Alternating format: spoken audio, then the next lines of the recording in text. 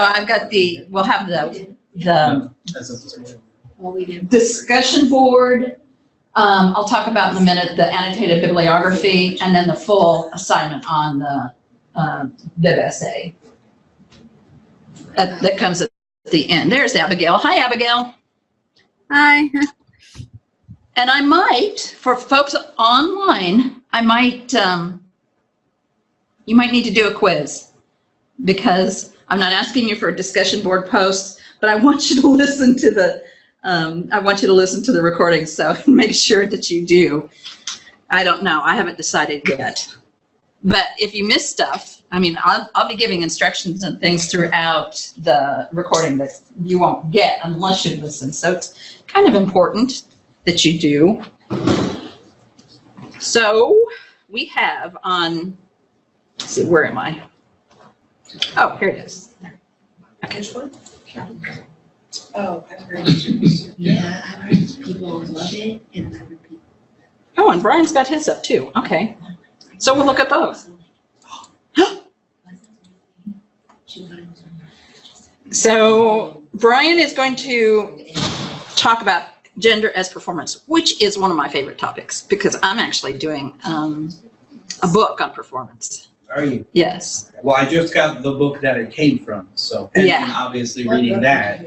I was trying to find out. Gender trouble. Gender trouble. Yeah. Butler. Yeah, I'm using it for a topic that is performing Christianity in young adult literature. That sounds fascinating. Part of the time they perform capitalist things. Part of the time there's going to be a chapter on evolution and not about how the characters engage with things like evolution and Darwin, because there's quite a few novels available that something happens in the classroom or something happens at a church or something like that. Yeah. I've kind of written, I've never done anything with it, but in a class in my undergrad, we did a creative project and I wrote a short story where the, like a school board was having to meet about teaching evolution in this small town. And like the one person who was really gung-ho for it ends up killed by like the small-minded like matriarch of the town that was all like, you know, super godly and, you know, all sorts of I've thought about revisiting it lately. Interesting. So, okay, go ahead and finish it out. Yes. What I'm calling it in the scope of the project would be Butler-based gender studies in literature. The rationale for that is really there's one paper I want to write this summer, and if That works for me. Right. The potential problems is focusing just on like Butler as perceived by literary critics versus, because if you type in gender as performance, it's all, first article that popped up, and this is interesting stuff that I flagged was performing femininity in Ireland in the view of the Roman Catholic Church. So this kind of stuff I might have to address. I put at the very bottom in the final note, I might have to say, like, this is where the scholarship is going, but for the purposes of this paper, I'm only looking at it in literary studies. Perfect. Yes. And then for available scholarship, as I kind of said, there's just so much.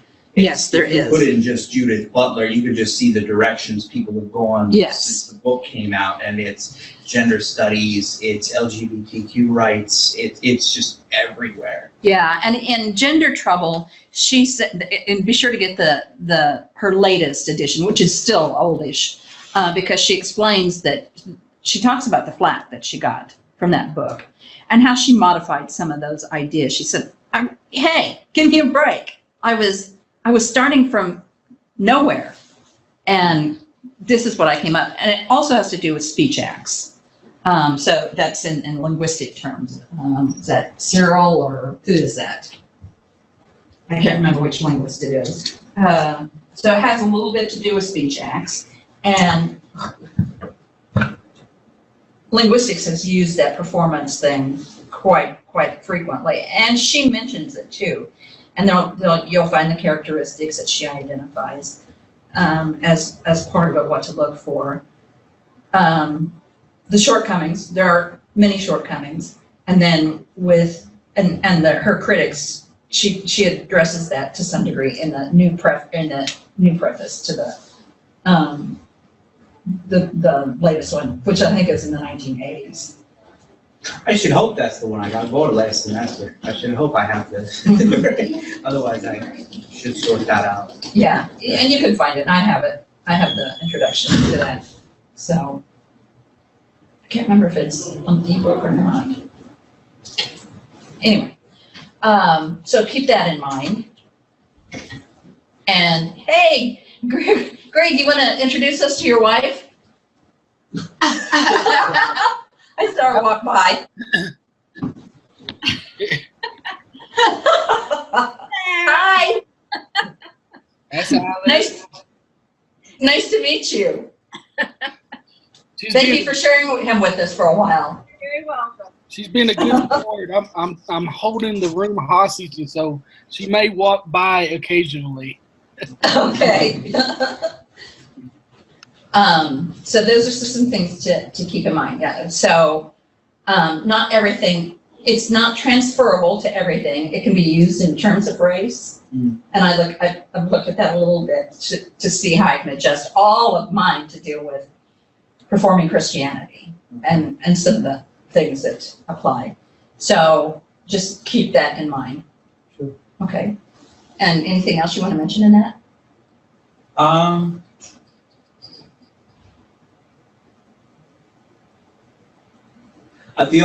wasn't sure. I mean, I think this is feminism, but It's a form. since the searching that dealt with media, the newer stuff, Hunger Games, all that stuff is both, and you should check that out. Masculinity is in there too. So I left it at gender studies just Yes. to be safe. Yes, because she's working with querying Mm. texts and such. Okay. And it comes out of feminism, but it also comes out of gender identity and working through that and how people get. Well, for instance, she talks about tweens and their performance, literally on stage. When and I think it's in Gender Trouble that she does that. So it's talking about cross-dressing and that kind of performance and all of that kind of thing. So. Let's see. Alex, what you up to? I want to look at what scholarship is available on non-toxic masculinity. I don't think there is any. Well, exactly. Like, it seems like there's a lot of scholarship identifying this is harmful, this is harmful, this is harmful, and I wholeheartedly agree. But that's only half of the picture. In order to move beyond that, we need to have positive examples of what ideally we would be moving towards. Okay, so your problem is going to be that you're not going to encounter that. All you're going to find is the toxic stuff. Right. Yeah. I have some books, and I looked on the databases. There were a few articles, but they ran out after like 8 or 10 of them. Right. So you have to talk about toxic masculinity before you can talk about non-toxic masculinity, right? Oh, good. So there is some stuff. All right, very good. Let's see if I have any in the web class.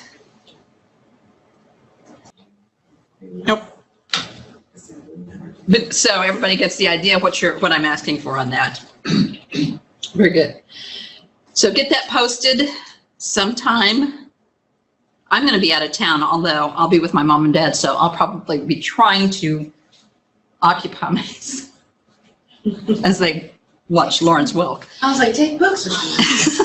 I'm serious. They watch Lawrence Welk. That was my grandparents, man. Every time I read Spend the Night, I'd be like, we're watching Hee Haw again. We took our own puzzle books with us. It's true. And that's all for tonight. And a 1, and a 2, and a 3. Oh, memories. Oh, yes, there is that. So the next part then is putting together your annotated bib. All right, so here's this one. Annotated bibliography, 10 scholarly articles that use a particular method, archival, digital, textual, etc., and in 350 words for each article, and as organically as possible, identify what's being analyzed, discussed. So is it a text? Is it a film? Is it corpus linguistics or some kind of corpus? The argument claim, the type of support to prove the argument claim, the conclusion, whether it is qualitative, quantitative, or blended, the methodology each author takes in each article, and quote from each text, but no more than 10 words in total, and give the 5 to 10 keywords. So let's go. So one methodology. So, and as Shay has decided to do, she's going to use that for a presentation, which I think is quite brilliant. Hopefully I did it right. We'll find out, won't we? And then, oh, I'm supposed to say, I'm sure you did. You're supposed to have faith in me. Build me up, not tear me down. Oh, build me up. Okay, so here's some of the methods, or concrete collection of data. That's how you can think about methods. And then methodologies are what you bring to it, the perspective that you bring to it. And there can be crossovers. So that is due in April. The April 9th, I think it's. Yes. Yes. And then for the final project,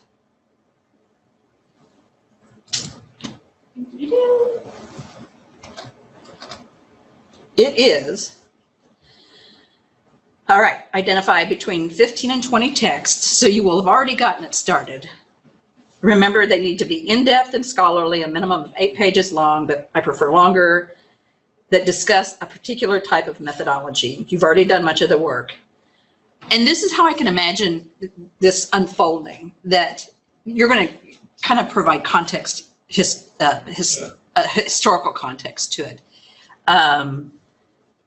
And you might not start at the beginning. So it's hard to start, you can't start at the beginning of feminism, because you can cover, it'll go on. I mean, you can talk about early feminism, but you can't talk about early feminism in any detail, as well as post-feminism, for instance. And I'm going to show you in a minute how that might look.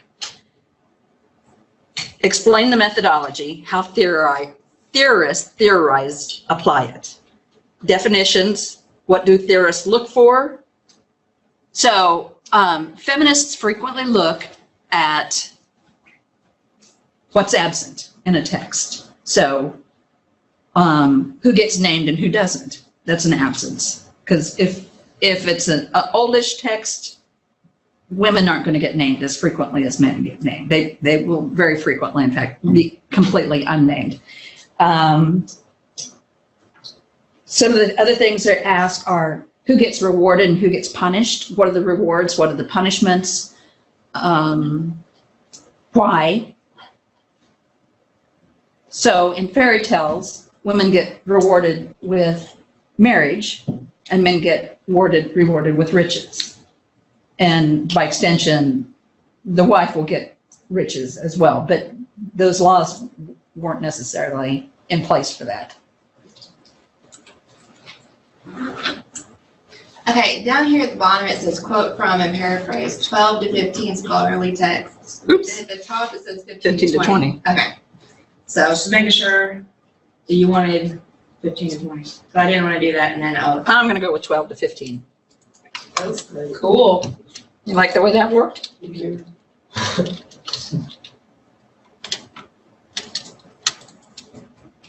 Since we'll have done 10 Mm-hmm. in our annotated bibliography, that means we need 2 to 5 more. Cool. Why it came to be. So I'm going to look at disability studies as a methodology to show you in just a minute, because it's very complex. Disability studies covers lots and lots of stuff.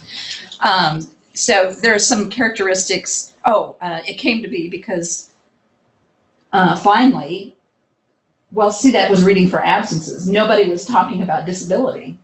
They would teach the characters that had disabilities were treated, they were marginalized, just like they are in real life. And so scholars began looking at the way how that reveals itself. And so they call it criplet and crit. Interesting. And so, for instance, some of you know because you read the articles in Wizard of Oz that looks at disability studies, because every single one of the characters, except Dorothy, she doesn't, has some kind of disability, whether it's being, chopped to pieces and rusted up, or anxiety and fear. And that's an invisible disability. So there are lots of people have disabilities that nobody ever knows about because it's not seen. It's not a visual thing. Well, it's also how it's construed, right? Like, because in the earlier, in the 1700s, 1800s, you could say that the fact that a woman was single, she was disabled in that form, or whenever she is pregnant, then she's disabled, so because she's removed from society. Mm-hmm. So looking at it through that lens as well. Or, well, she's in her menses and having periods during that period, unless it's Native American. Then that goes all the way back to the Bible. Yeah, Yeah, that is a form of disability. right. Well, let me tell you what I think is a form of disability. Men, no, I'm kidding. You breathe for 5 days straight and live. Keep a good attitude about it. So most of the time, there's just this need. Most of these are going to be about social justice, about identifying the gaps that we should not have, and filling those gaps and talking about them in important and productive ways, bringing it to the attention of scholars, but bringing it to the attention of a wider audience as well.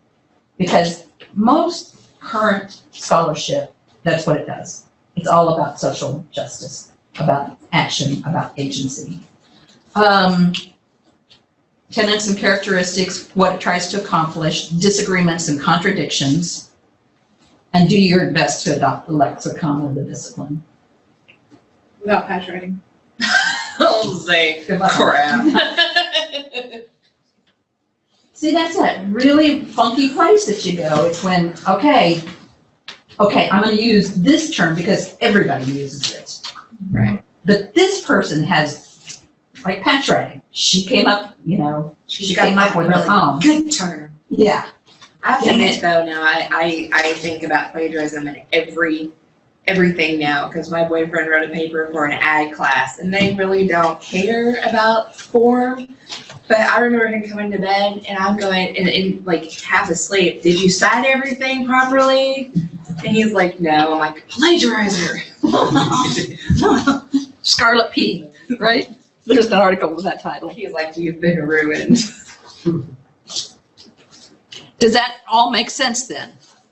At the moment it does. At the moment it does. So what you're doing is you're gonna look at these articles and, okay, so I'll look at,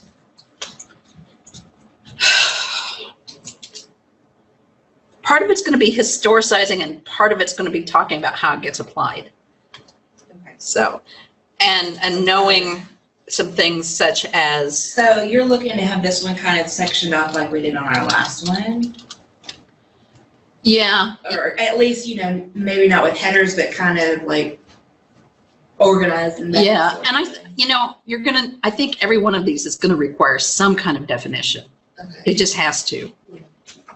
Noting that it is for this project only. Let's see, what's it called? Neurodiversity. So do you know what neurodiversity is? I'm assuming it's some sort of brain thing. Yeah. Ah, I see the word autistic. Uh-huh, very much so. So, they're saying, you've got this, what do they call it?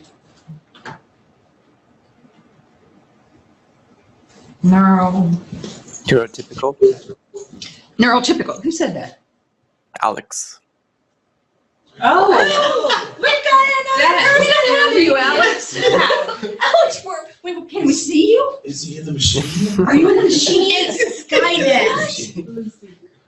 No, I'm a robot. You have to say, I am not a robot. and then pick the storefront. You didn't say it. You must be. What was it again? We were also starting. Neurotypical. Neurotypical. So the neurotypical is the, quote, normal person. That's the word I actually use quite a bit. Because I have a son that's autistic. so- Right. Right. So what they've done, what has happened as this normal, so-called normal person has set the standard as to what is normal. And so anything that falls outside of that isn't. So what if we decided to put somebody with autism at the center instead and say everybody else is? Neurodiverse. Yeah, and they're on the margins. So that's it's shifting that. So the term's shifting from neurotypical, neuronormal to neurodiversity. Neurodiversity. That's good to know. And in this case, this is one portion of disability study. It's huge, because there are the arguments regarding cochlear implants. They're about sight, about bringing sight. There are all of these different kinds of arguments and different kinds of different items disability studies will look at, and how things get normalized and then marginalized. And it's fascinating, and it's complicated, and it's big. So something like that would just really have to be a narrow scope. Yes. So it could be delved into ideology at that point too, if we narrowed it down. It's all ideology. Everything is. Nothing escapes it. It's the water we drink, the air that we breathe. We can get a head start on the May Mini. Okay. Yeah, I'd have to think about that. I gotta get that syllabus wrote. Written. Wrote. Oh my God, no, make me stop. Spring break That could be is a- now. We've all checked out. All right. So then disability stuff, and you're gonna pick up also on the go-to scholars. Like Dolmage, Like who? Jay Dolmage. Maybe. I'm thinking in terms of, is it hearing? Let's see on some of the earliest.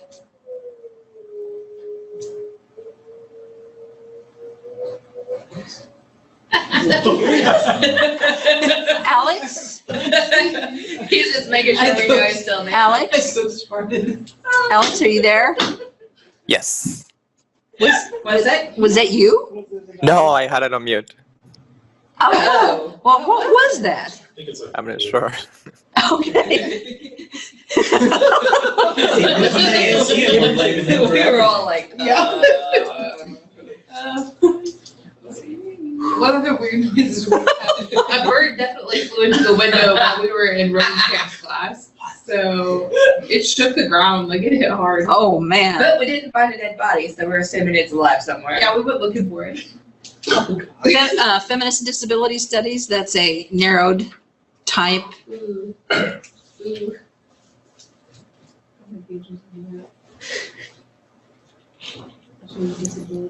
So that you can see, you can look at these articles and identify, you want to get a good understanding of what it looks like, the characteristics, where it came from, what it looks like, the characteristics, those kinds of things. Now it's gonna, I know I can foresee where the confusion's gonna come from, but I'm gonna let that happen, What? because I don't know how to head it off. Oh, okay. So, like we talked about last week with, like, cause I wanted to do critical race theory. You said I could focus on like two main, Mm-hmm. I guess, authors or like two experts in that Two or field. three. Mm-hmm. But if I focus on 2 or 3 experts in the field, will I be using whatever definition that, like, all the questions that I would be answering would be through the lens of those 3 experts? That's right. Okay. That's right. So you can take an individual. You can take, I think, what is it, Brown? No. You can take like the specialist of the area or the specialists, there'll be more than one. And you can use them as a way to narrow the methodology. Yes.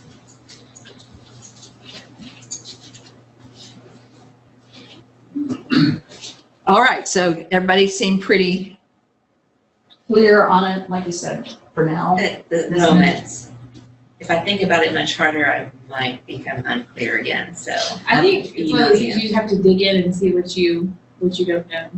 And then ask those kind of questions. Mm-hmm. Yes. If the ultimate aim of mine is to apply it to a genre, does it make more sense? I mean, obviously identify the expert. I know it came from Judith Butler, and then it would probably make sense it would still be experts in the area of applying that to literary criticism broadly. Very much so. And then if I have time left, I could maybe winnow it down to the genre. Otherwise, that might be something to leave out entirely. Yeah. Okay. Now, I don't know how you're going to organize it, because, and this, as I said, this is how I imagine you doing it. So I don't know if it's going to work out that way. I can't think of a different way to do it. Can anybody else? Alex, you always have good ideas. Can you think of anything? Me? No, not at the moment. Just making sure because there's another Alex too. So How do you say your last name? Useche. Useche. Ooh, Okay. that's fun. It's beautiful. Useche. Wow, that's gorgeous. There's so much, Useche. I can be all kinds of sassy. I was like, there is so much sass in that. Okay, very good. Then, I think you're right. Alex, are you on so that you can present? Yeah. Okay, Oh, sure. so hold on, I guess I need to go through, what's due when you come back? Oh, yeah.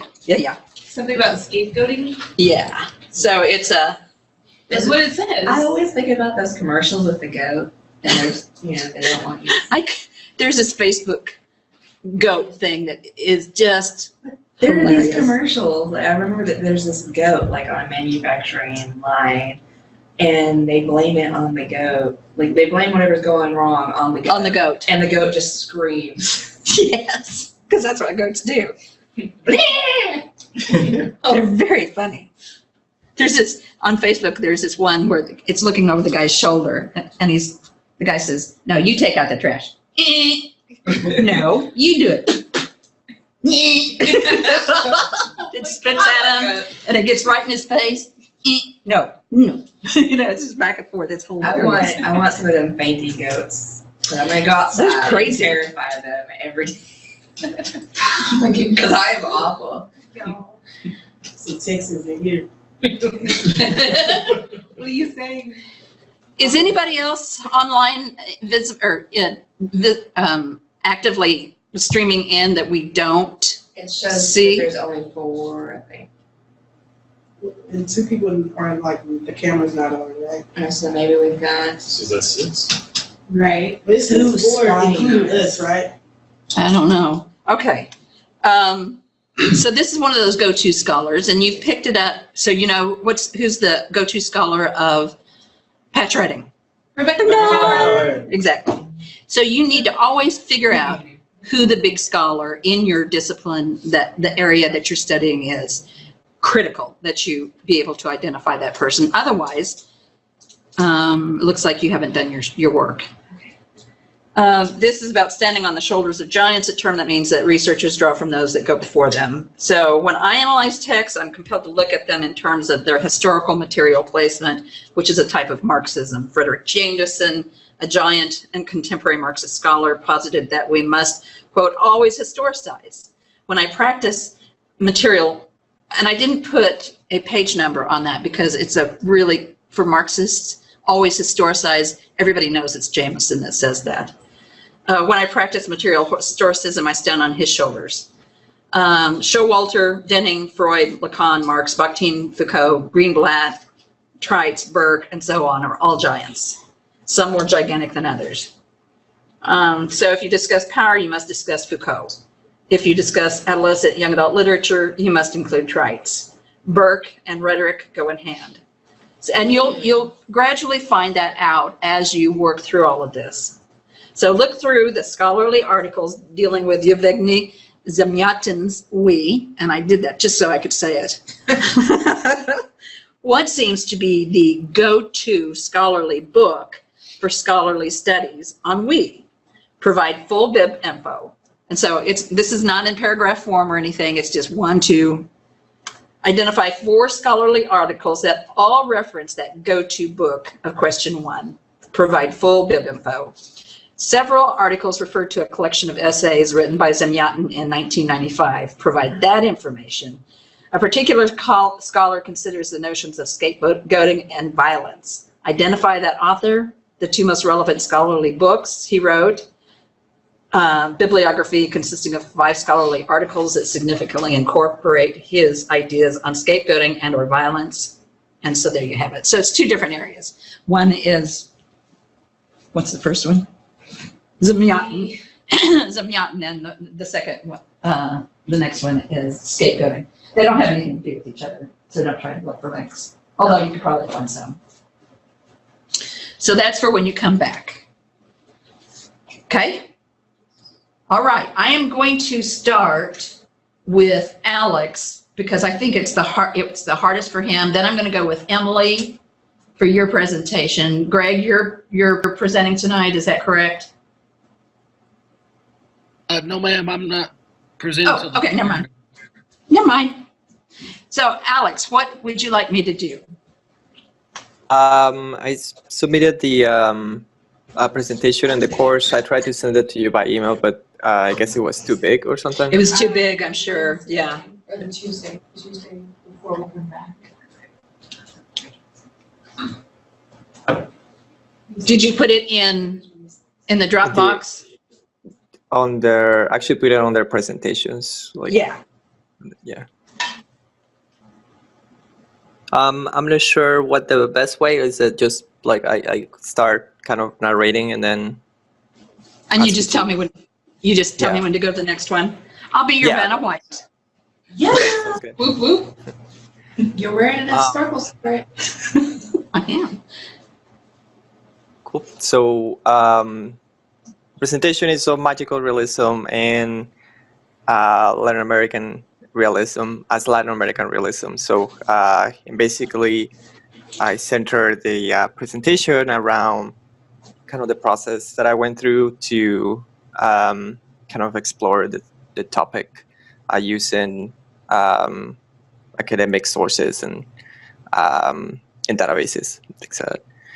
Then we can go to the next slide.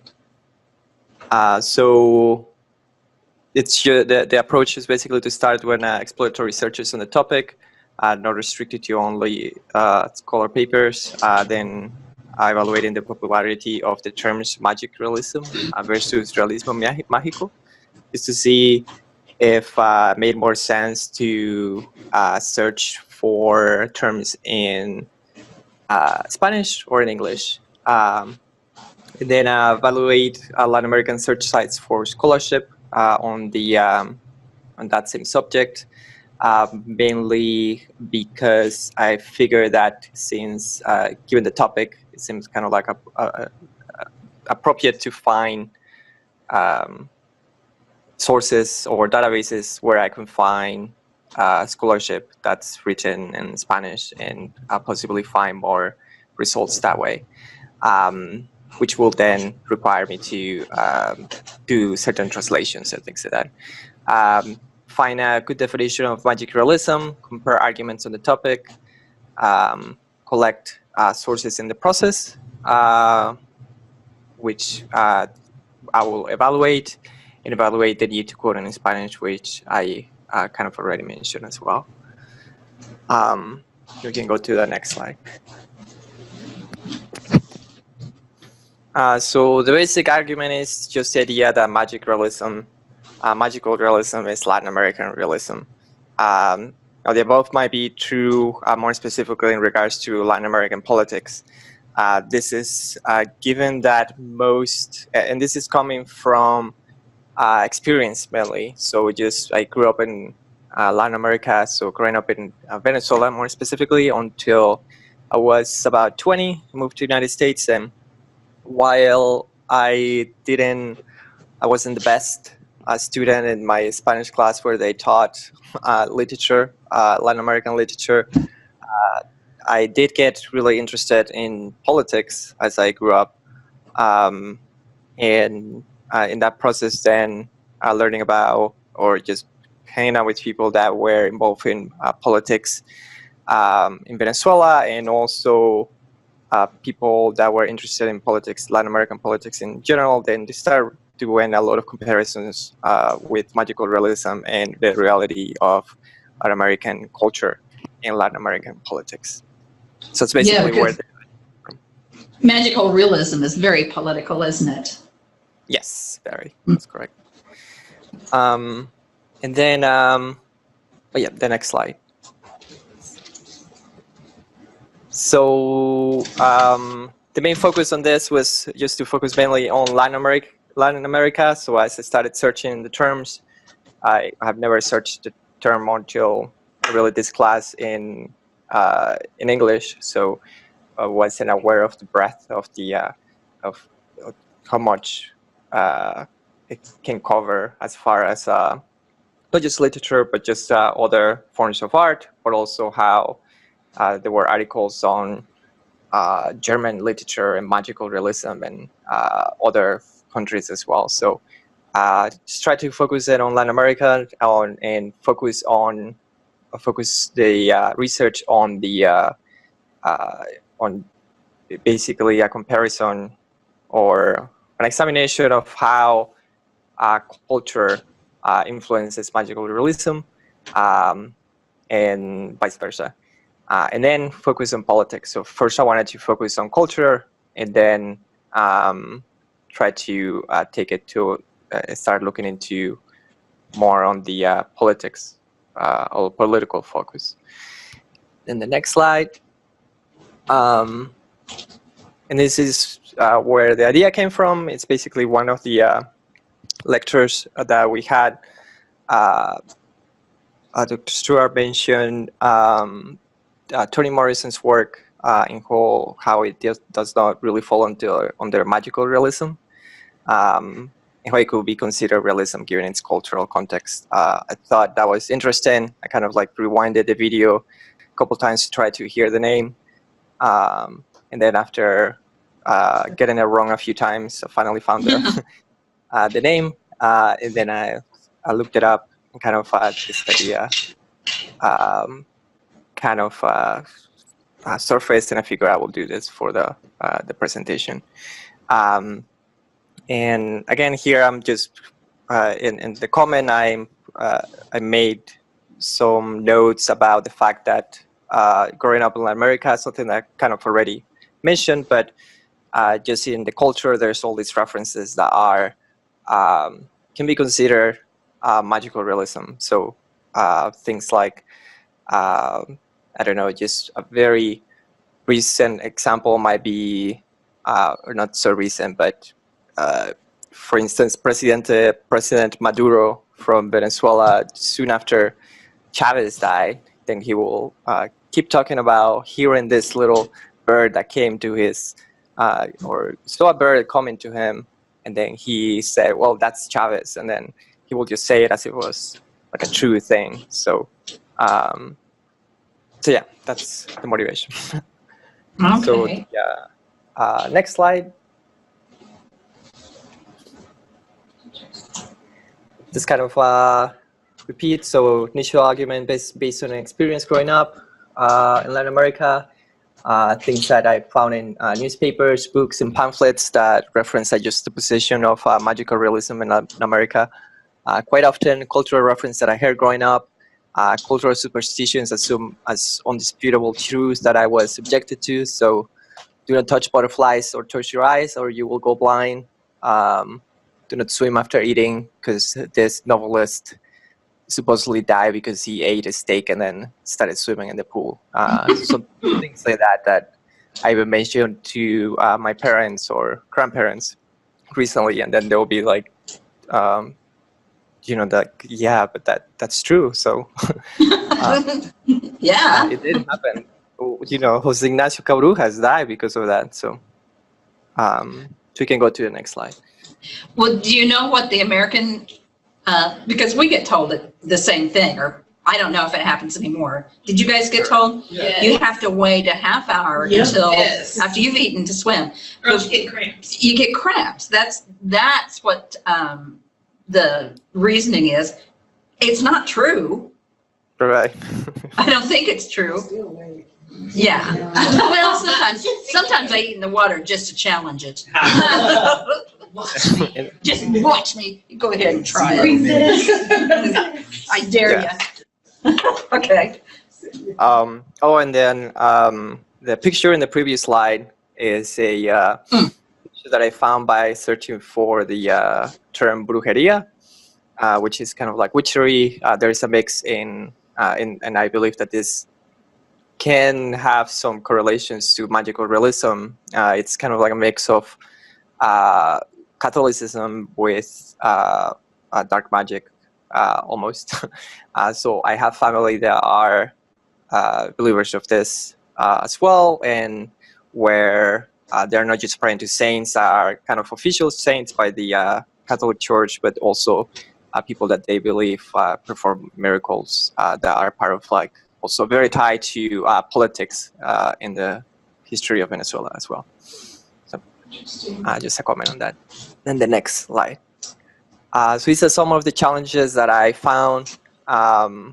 Maybe I should have put this later, but here we go. So it's the lack of centralized places where to search for sources in Spanish. That kind of made it difficult, especially since I did not go to college extensively in Venezuela, so I didn't, and also even when I went to college, the internet wasn't as popular, so I didn't know where to start. Still getting used to English studies research. So I've mentioned before in some comments, I've worked mainly in computer science, and I usually review empirical studies or starting from an idea or something that I'm working on and then trying to support, find research that supports the work that I'm proposing. Still getting used to MLA. I'm used to APA as well. Lab experience researching Latin American only sources.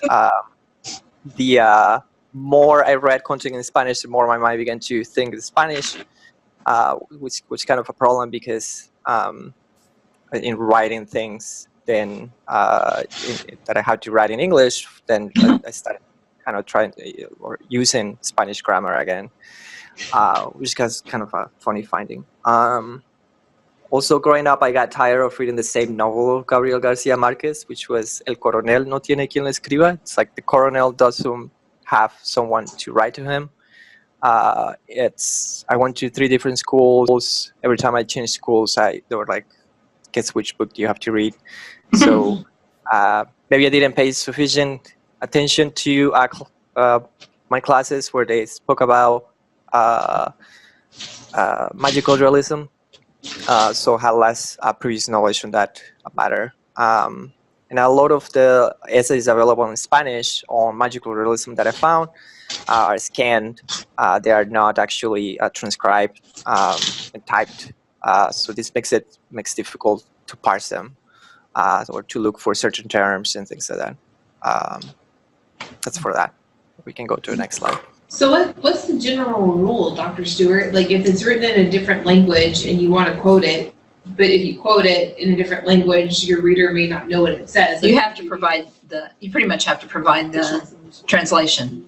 like your translation, or do you have to cite where you got the translation from? Well, if you're a native Spanish speaker or close to it, you'd put a note in that it's your translation. But if you're not native but happen to like be able to figure it out, then would we cite the translator? Your translator? Well, Cause I can, if you translate in another language, you better be really good at it. So you'd have to have somebody else translate it for you. okay, and then Then how do we You would cite cite that person. Okay, that? Okay. Or you would indicate in a note, you would indicate in a note that is translated by. okay. Yeah, because can't take any chances on an inaccurate translation. Right. I did Does- find some notes on that as well, and then we'll get to that slide as in a few, but I did find some Sorry. notes on the MLA translation as well. Yes, sir. Okay. Was Marquez, did he do anything that wasn't magical realism? I mean, as far as the papers His that I novels? was looking into, there were it just seemed that there's this sense that some of his works are considered magical realism by some and not by others. Is it's just kind is it 100 Years of Solitude or 1,000 years? I believe it's 100. 100 Years of Solitude. Is that one magical realism? Most papers that I found do reference it as Okay. magical. Yes. Okay. And my favorite is A Very Old Man with Enormous Wings. Right. I don't think I've read that one. Oh, it's fabulous. I love it. Nice. This is a definition that I found that I thought was good. An international mode of representation in which social realities are punctured, the routines alter, and their terrors and cruelties exposed in a spirit of excess. It seems driven by the same dark energies of domination it once destroyed. So this was a very deep sounding definition in kind of the term international mode of expression kind of gave me an aha moment that this is not just a Latin American thing, and obviously it's much more than just literature. So that's one of the best definitions that I found when searching in the online databases for that from Samora and Wendy. We can go to the next slide. Do you talk about one of the characteristics of it being as things being normalized? I'm not sure what you mean.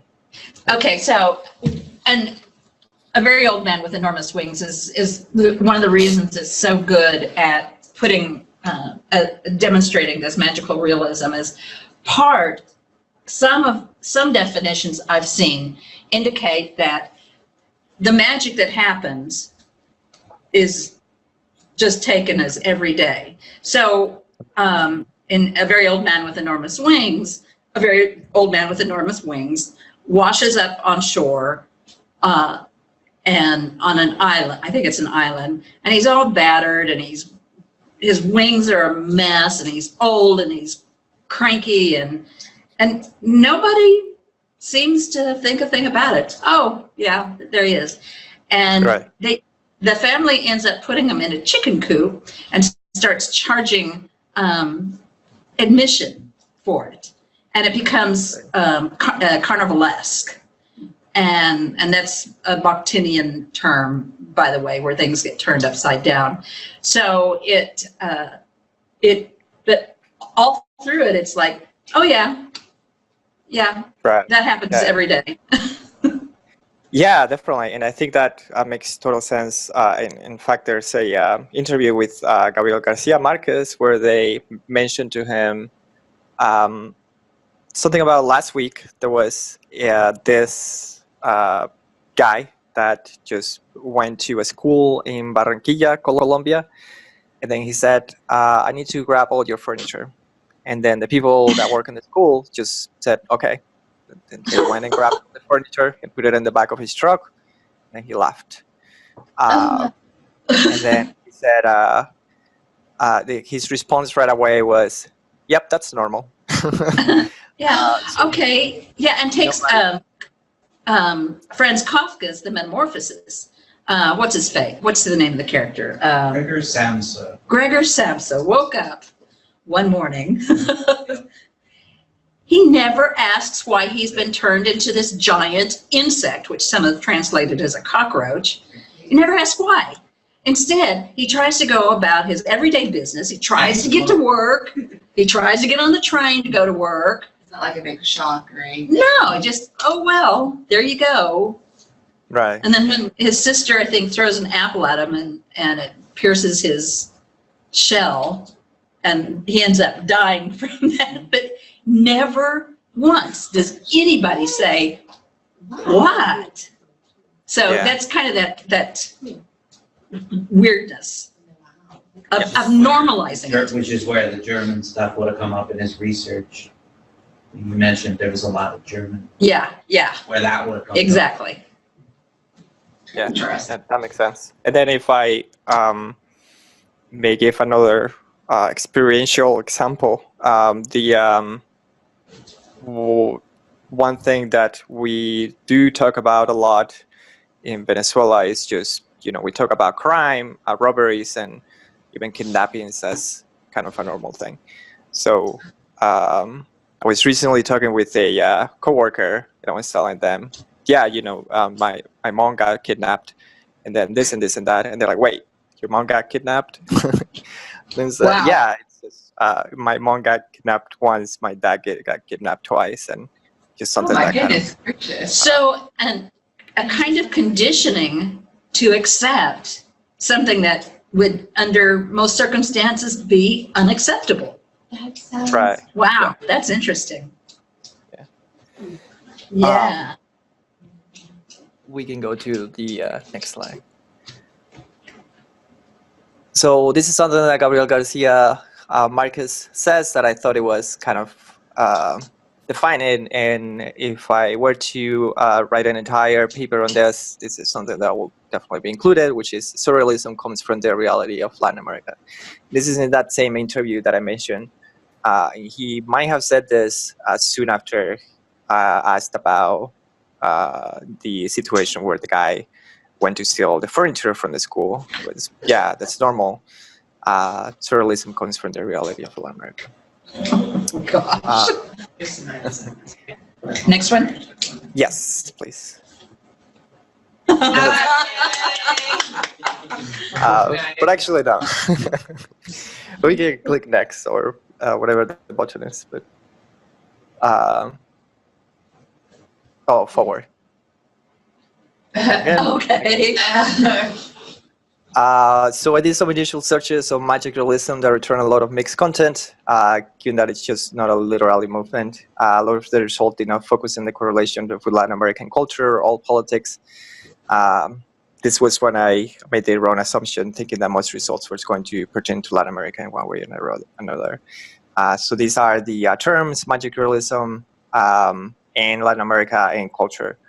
I selected literature, area and ethnic studies, and social sciences. This was a muse. However, I tried other similar results came back on Google Scholar and also on the MLA databases that I access through the library site as well.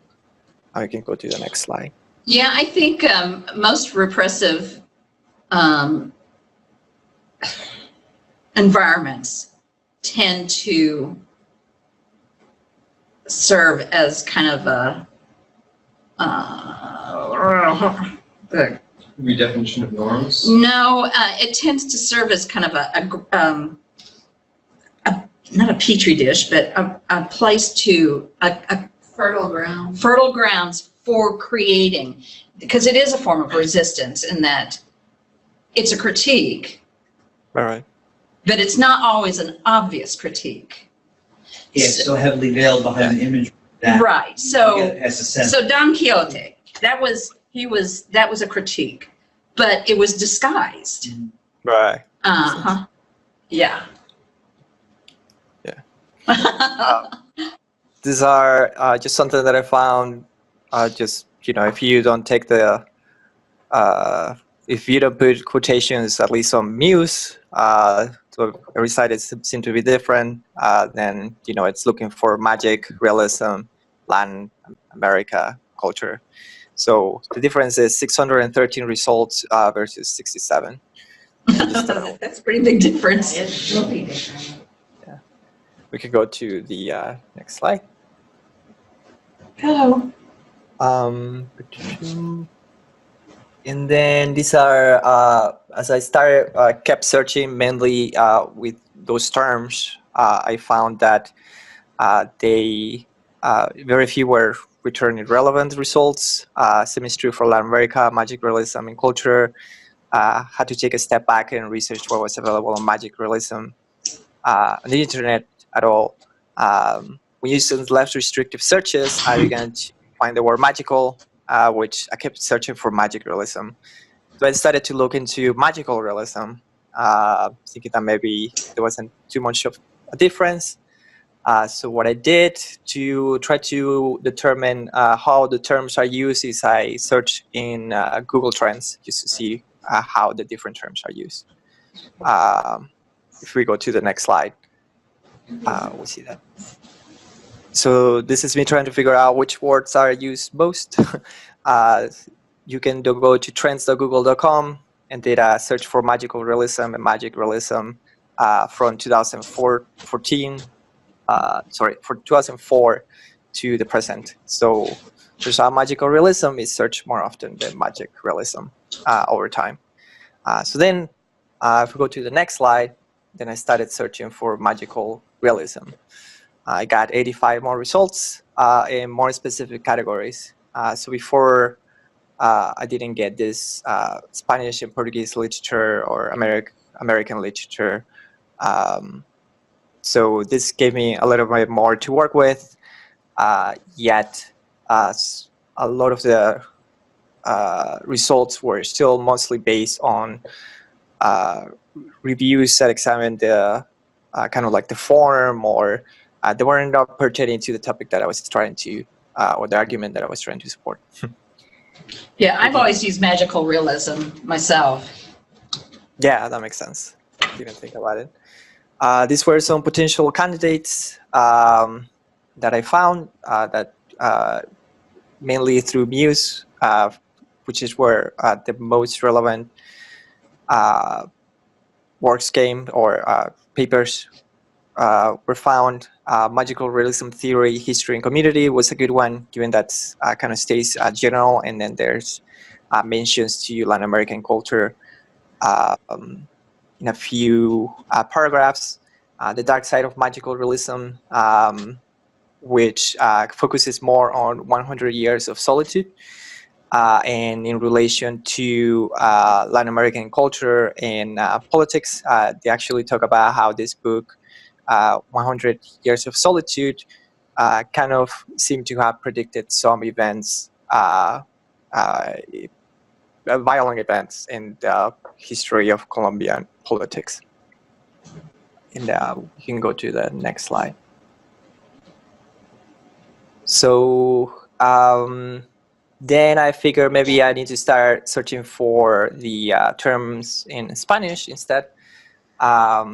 So I wanted to see what, do a similar analysis that I did with the words magic versus magical. This was obviously, when you go to Google Trends, the terms are, the analysis is based on web searches, not in like on Google Scholar searches specifically. So I was making the assumption that the popularity of web searches correlate to the popularity of magic realism and scholarship. You can go to the next slide to see how that. Alex, I was going to ask you. Now, you had mentioned in something else that you did that trying to access the articles didn't always work. That sometimes they wanted to charge you. All right. So now you can see when I'm on campus, I'm automatically hooked into it. So that if I look up an article and it's in the library databases, I can go directly from my Google search to the library database. And I mean, it just takes me there. But if I'm at home, I have to be logged in. Is that, Correct. and so I was able to actually access the article that you talked about that they wanted $35 for, and you found it elsewhere, but it was in the library database. Ah, nice. Yeah, I Yes. haven't listened to that lecture yet, but I do plan to do it Yes. tomorrow. So you want to be sure to log into the library database because it has lots more than I think there's way more that they have than they don't have. Nice, very cool. Yes. I actually found that's one of the things I realized recently too was just grabbing the initial URL that says something along the lines of proxy Yes.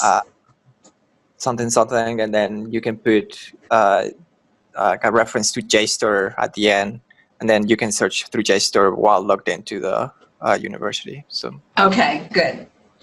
that's good as well.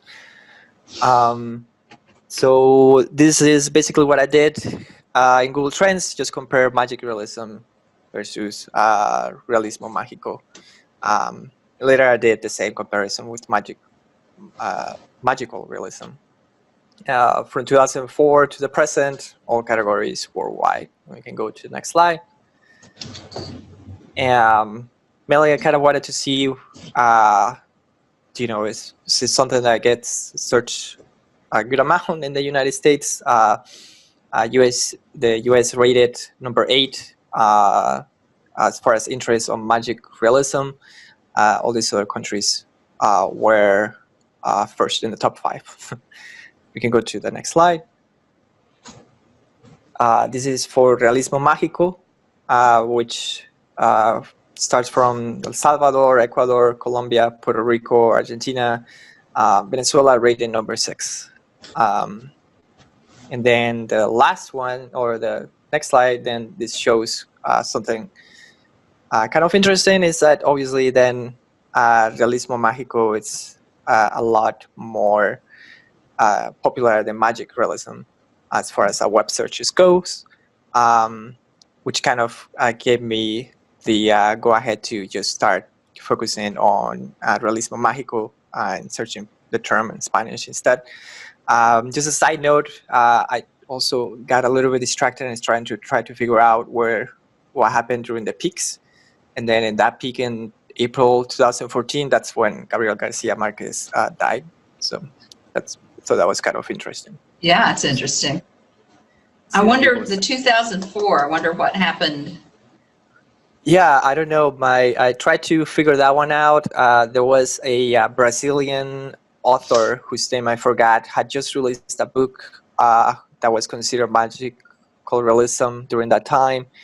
I also know my other assumption is that maybe it was more academics searching for stuff during that time rather than the general public, just because the internet wasn't as popular back then. Because the book that the Brazilian author released didn't seem that popular. But Okay. yeah, that's an interesting question.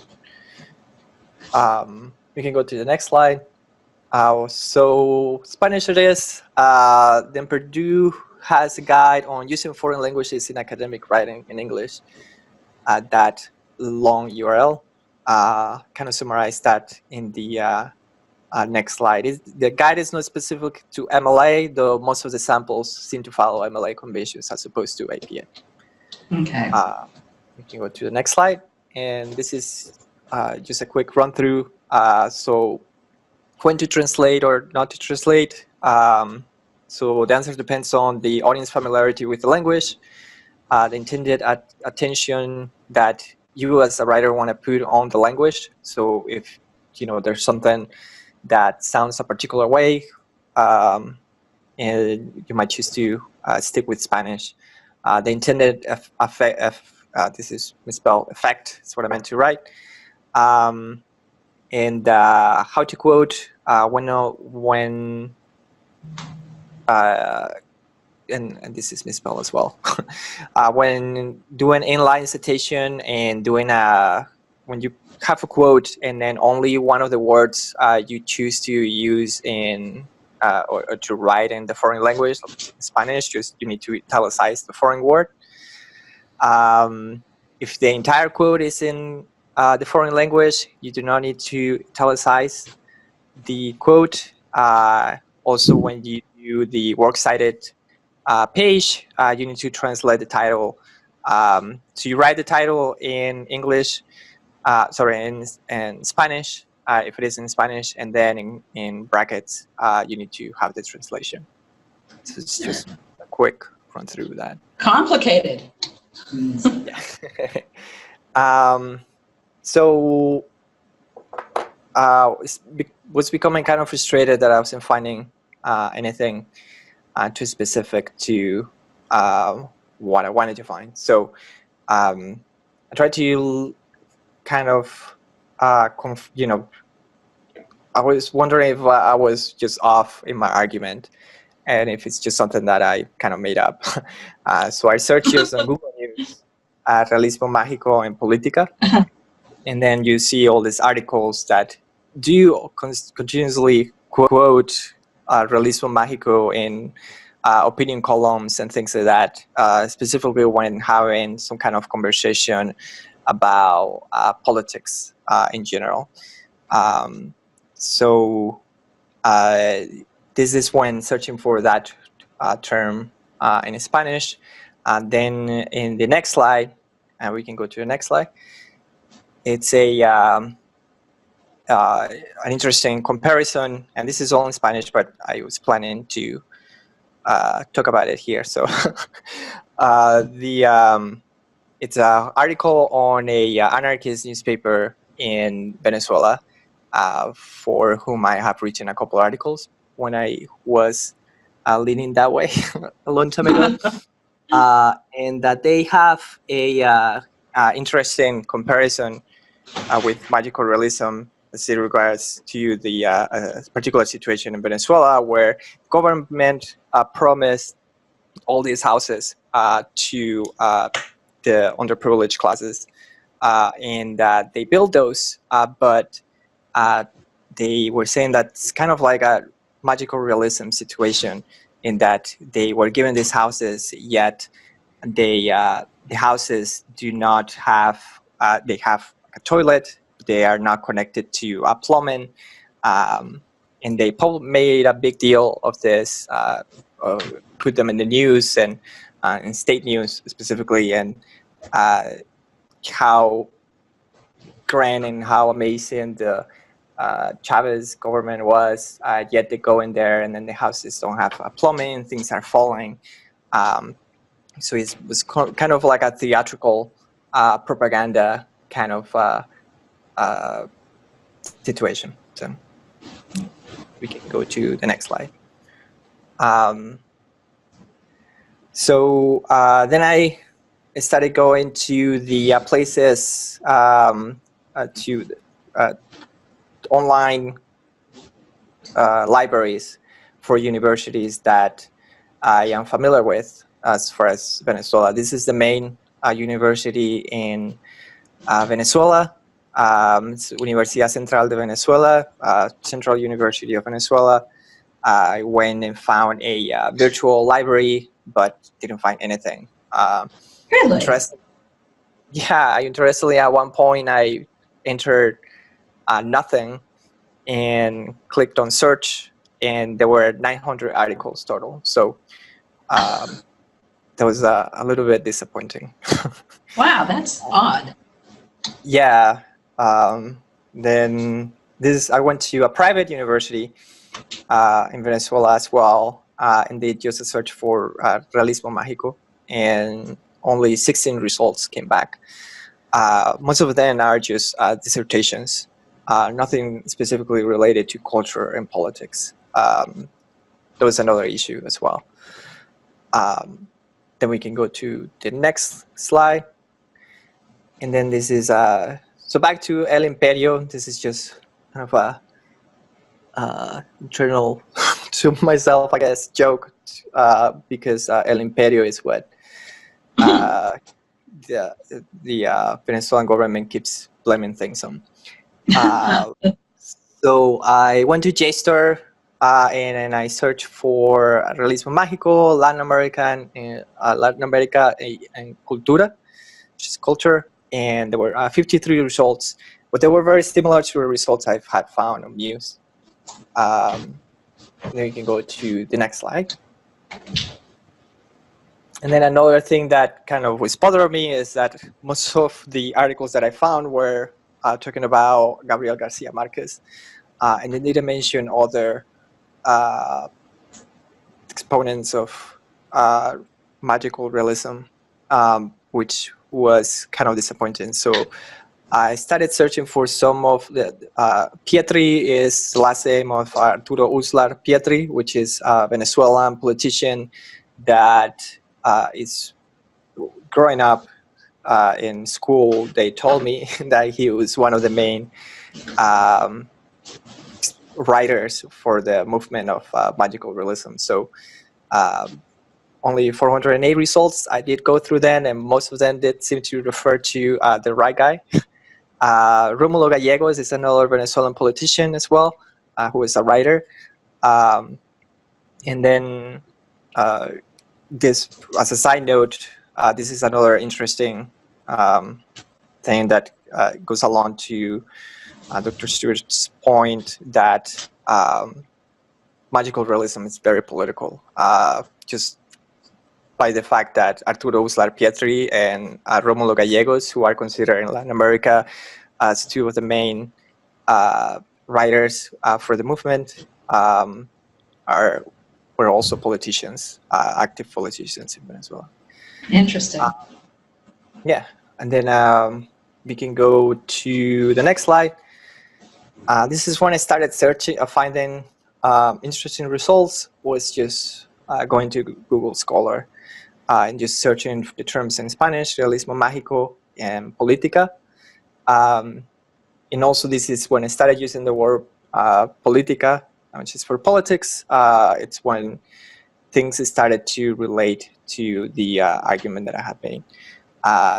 So the first one, it has to do with political violence in the Caribbean, and in relation to realismo mágico. And then the second one is just focuses on one particular author. That one's not as relevant, but this is just to point out that I started finding interesting results this way. We can go to the next slide.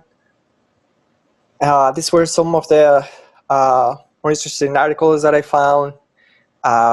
First one is just a dissertation, though, and that's it's basically an interpretation of 100 Years of Solitude to the reality of the Colombian peasant.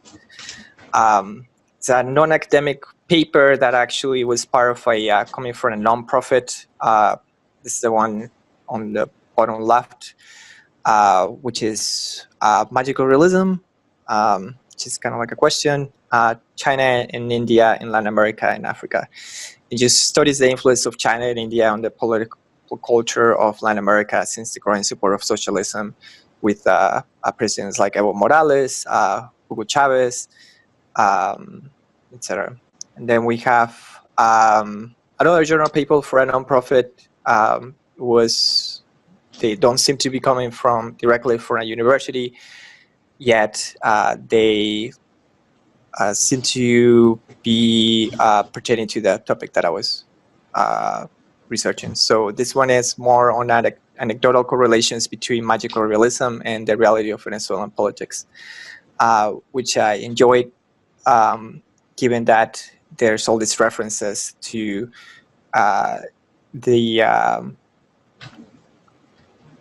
there's this thing in part of, or one characteristic that, in my opinion, makes Chavez's government distinct and also popular is the use of populist techniques to gather support. And sometimes those get so fantastical that they start getting close to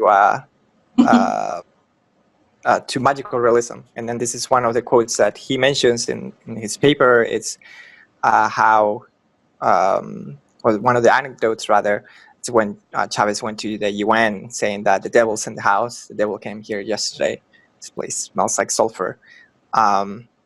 It's just something that, it wasn't that crazy to hear for me, but remember I had just moved to the United States and it was a big deal.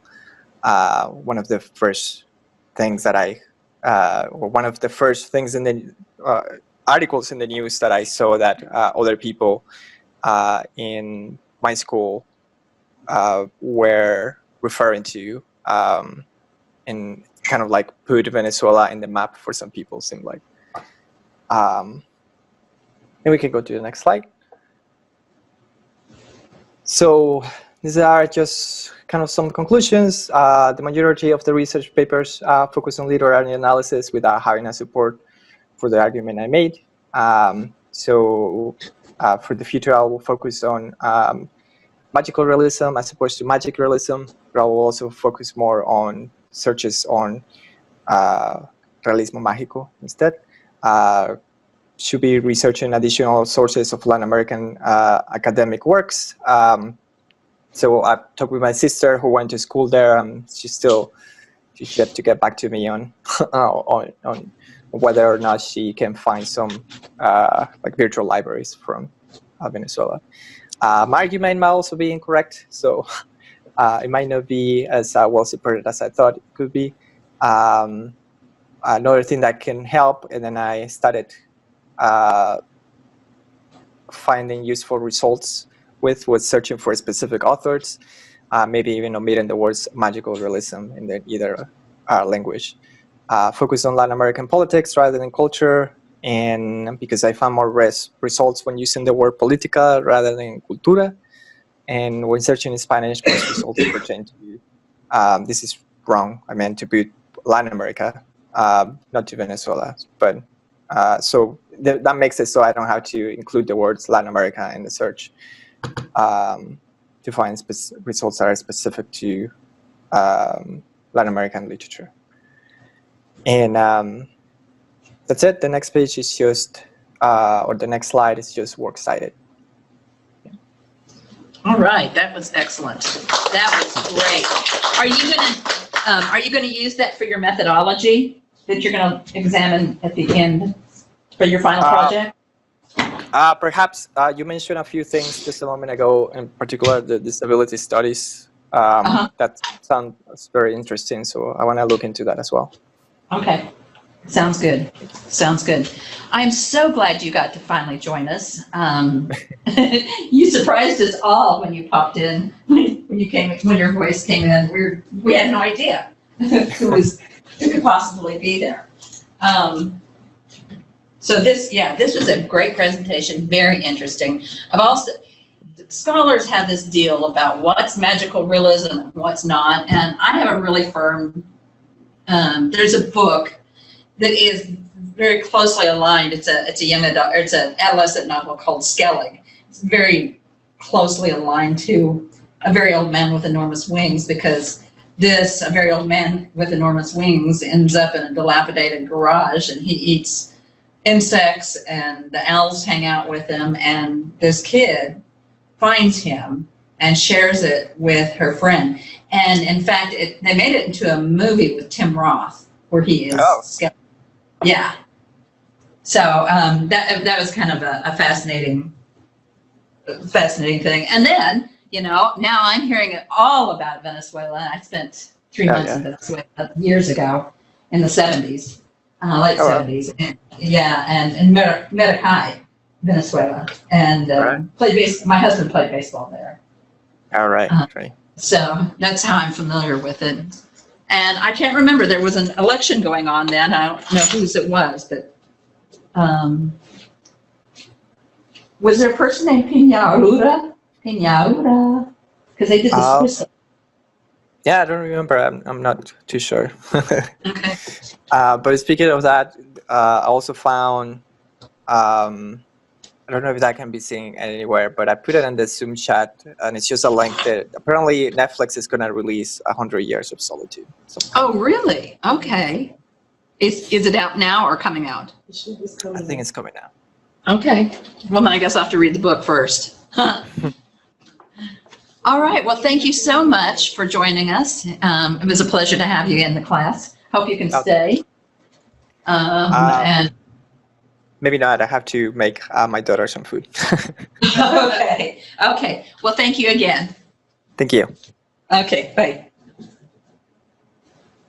Yeah, that's great. Okay, Emily, are you ready? All right. Just tell me what you want me to do. Okay, hi. I recognize some of your voices. I can't see you, but Yeah, no, I can't see me though. I don't know if she can see me. I was gonna call me with her. yes, I recognize your voice. But I don't think it's low enough. Okay, so I have feminism in the Gothic genre, and you can go to the next slide. Thank you, ma'am. So, why I chose this aspect of research, I actually started out with just feminism in British literature in the 18th century because I'm taking Dr. Hayes's Age of Reason class. And so a lot of what we're reading, actually everything that we've read so far, has been books and poems by men. And that just comes with, the time period that we're reading in and the culture that we're reading in. It was just, a very male-dominated profession. And so, of course, the way they write about women is very different and in some ways misogynistic. And it's just very interesting for me to study that. And I never really looked into feminism before. I've more looked into just intertextuality of texts and cross-examining texts in that way and researched that. So I just thought this is a really good opportunity for me to research feminism. And so that's why I started out with just a very broad topic. I've found through the years that if I start with a very narrow focused topic and have an argument and everything, as I research, it changes constantly. And as I'm reading new stuff and learning new things about whatever my argument is in the topic, I change it. And so it's just way better for me to just start out with a really broad topic and then kind of narrow my focus as I research and learn more. So like I said, I was interested in what feminists had to say about that time period in a profession so heavily dominated by men, because the way that women are portrayed is just very different. And what really caught my attention was when we read The Castle of Otranto. And that was really the first Gothic novel that kind of set the characteristics for the Gothic novels that followed. So like a castle, very, very dark. There's some sort of prophecy. It's set in some far off in the middle of the nowhere place. And so when I was reading that, I noticed that all the women in it were very portrayed as very like weak, crying all the time. And the men were very much so like didn't really grieve at all, would move on from woman to woman. And it was very like, I don't know, different than what I'd read before. But still, my focus was on just feminism in the British literature in the 18th century. So you can move on to the next slide. Thank you. So the first thing I did was I just went to the databases and I didn't click. I normally go to like JSTOR or EBSCOhost and start there. But since I've been taking this class, I've been starting just at, I don't know really what this like section is called, but it just kind of gives you a search of all the databases and what that your search terms include. So instead of just going to just JSTOR, I'm kind of searching them all. So I just typed in feminism in British 18th century literature, very, very broad. And then you can move on to the next slide. So that brought me to this book here. Revising Women, 18th Century Women's Fiction and Social Engagement. So I kind of just click on a bunch of sources, and I don't necessarily read too much into them at first. I pay attention to the table of contents. If there's an abstract, I look at that. I normally read the introduction just to see what they're going to talk about. And the table of contents tells me a lot about where the author is going to go with their argument. So I really like reading that as well, because if they're taking it a different direction than I want to take it, then I know right away.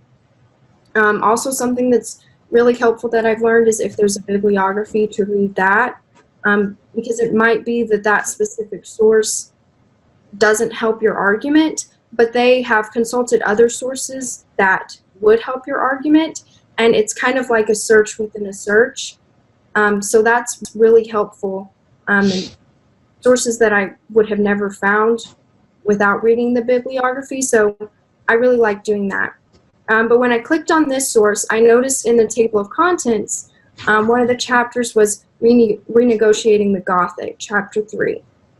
And so I was like, oh, well, that would be a good way for me to narrow my topic, because my topic, I feel like, is too broad at this point, and I need a more narrow focus. And so that kind of gave me this idea, okay, so I can just focus on the Gothic genre in the 18th and 19th century, and how women are portrayed, and the women writers of the Gothic genre. So next slide, please.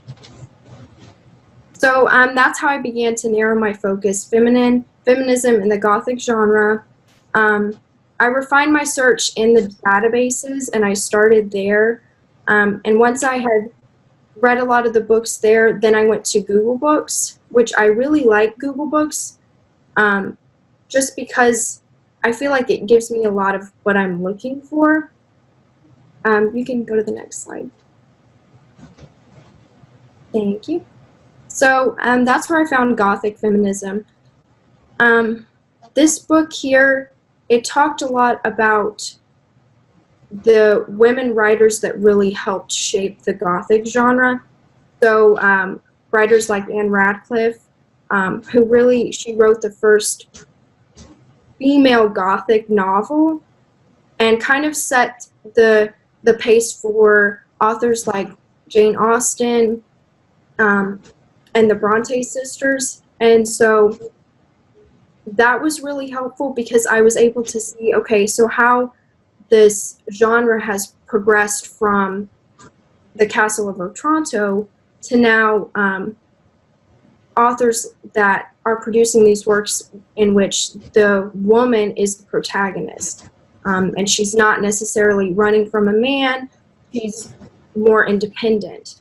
And it was a way for these women to basically give their own voice where they felt that they didn't have one before. And so that was just one of the books that I found that was really, really helpful. Did you encounter Mad Woman in the Attic by Gilbert and Gubar? No, I didn't. That's a major, major text for this kind of study.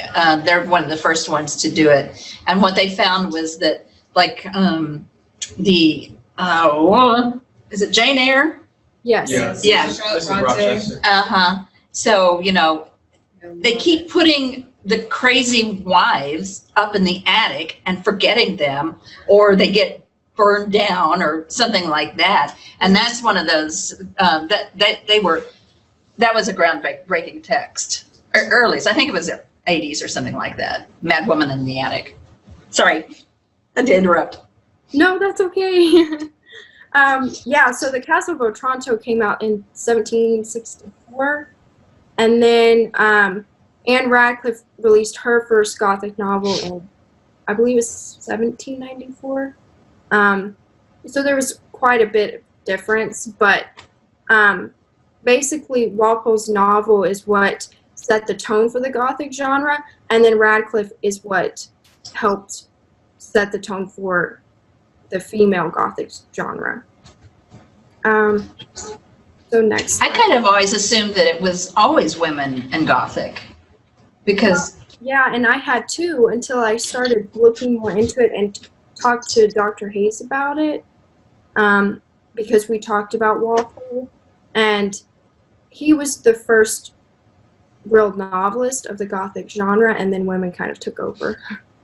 Yeah, they do that sometimes. Yeah. And then sometimes it's the other way around. Mm-hmm. So that women started dime westerns and then the men took over on those. So I wonder what a male Gothic would look like. Because I think of Turn of the Screw, and I think of and what those houses, those old castles represent, and the darkness and the shadows and the secrets and all of that, how it applies very specific, very clearly to women and the repression of women in a lot of ways. Yes, for sure. So is that the one that, what's it called, the novel that you looked at originally, or the Castle of? Oh, Toronto. Mm-hmm. Is that, so that's a male character in the Gothic? Yes. Well, yeah, and I don't want to like spoil it in case anybody wants to read it, but he basically, the women in his life, he takes very much advantage of them, and they still kind of like will do anything for him.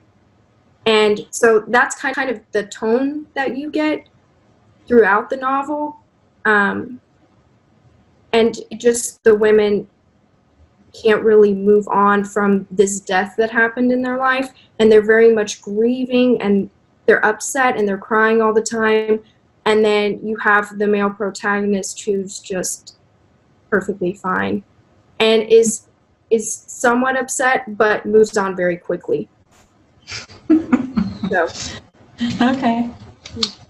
so some keywords. I started with just very broad search terms: 18th century British literature, feminism, feminist critique, and then Walpole, who's the author of The Castle of Otranto. And then after reading several articles, I began searching more narrow search terms: the Gothic genre, feminism in the Gothic genre, women writers in the Gothic genre, and then specific women writers. I kind of look at it as like, I've been really into playing words with friends, and so I kind of look at it like that when we're searching for this stuff, is just, finding where, like playing with all the different words and different ways to input your search results to see how many search results you can get, and the good quality ones. So yeah. Okay, next slide. So a few issues that I encountered: I had some restricted access in the databases. So just like, I could read like the abstract of an article, but I couldn't read the full article. I found a few ways around that because I still have access to my Texas State account. So I would log into my Texas State databases there, and sometimes I could get access to those articles that I couldn't get through the A&M-Commerce. So that kind of helped, and that was a way around it. And then on Google Books, what I encounter a lot with is there's only like 2 or 3 chapters that are available. Mm-hmm. And that can be frustrating because it might be a chapter that I really want to read, but I don't have access to it. And I also have to be careful when I'm citing that, because I can't cite the whole book if I don't have access to the whole book. So I have to say in my work cited that I only cited this chapter and referred to this chapter, and it like the page numbers and everything. So that's something that it's just a little extra work that you have to do if you're looking at Google Books, and you have to really pay attention to that, because citing the whole book would be inaccurate if you don't have access to it. So Have you had problems accessing the databases in the past? I log in and everything. It's just sometimes I don't know if I have to click like download the PDF or something. Yes. Yes. Okay. Lesson learned. Yeah, and it won't always download. It just might open. JSTOR. ProQuest. Yeah, JSTOR downloads it, I think.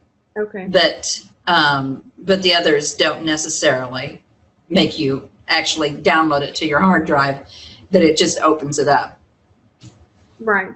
And I think I've clicked on it a couple times, but Sometimes, like, I've run into that with ProQuest. It'll just spin.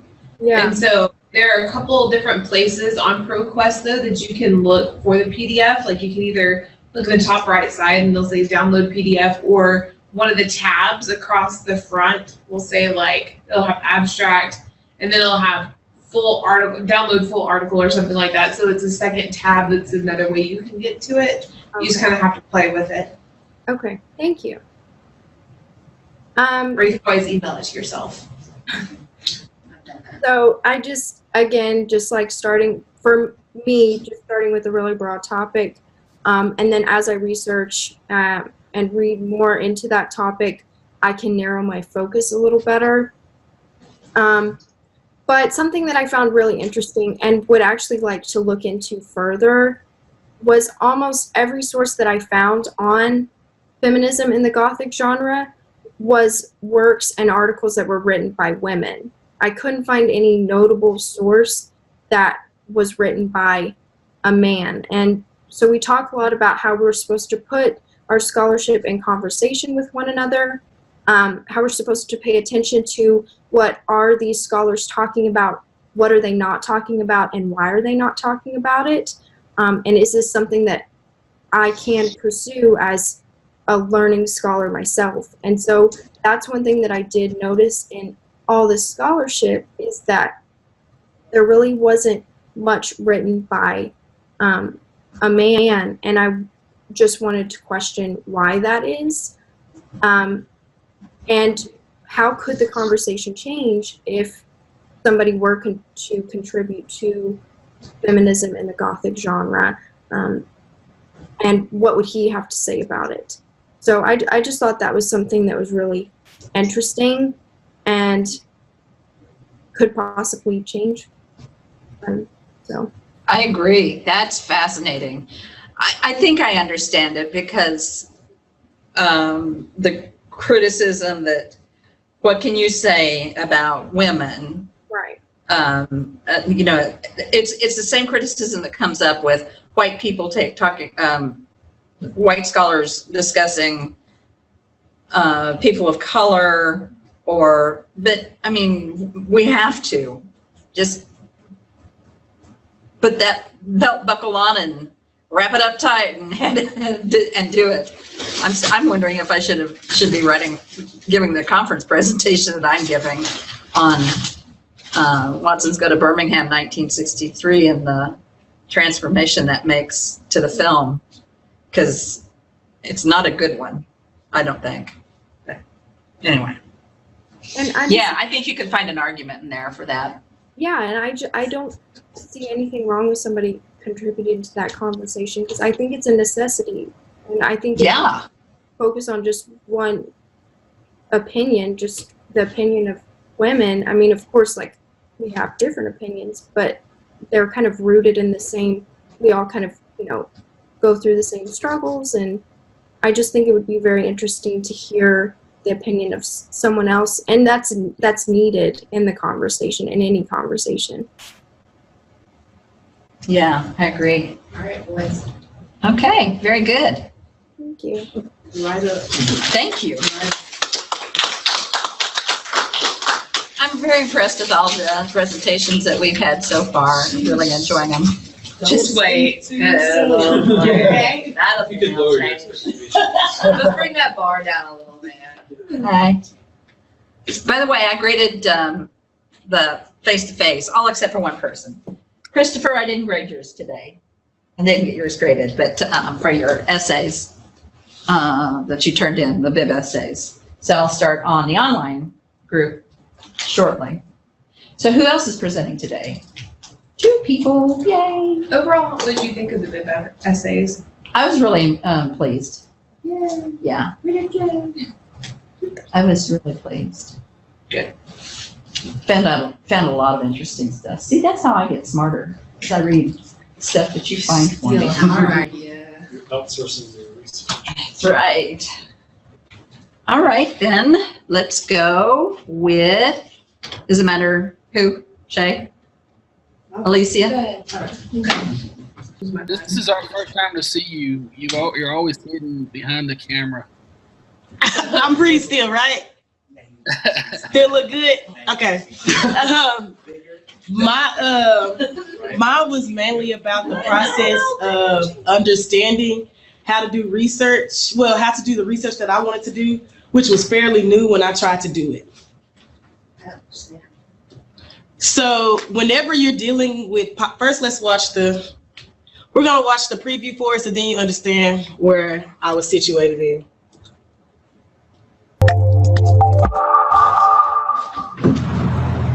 There's never been a black cop in this city.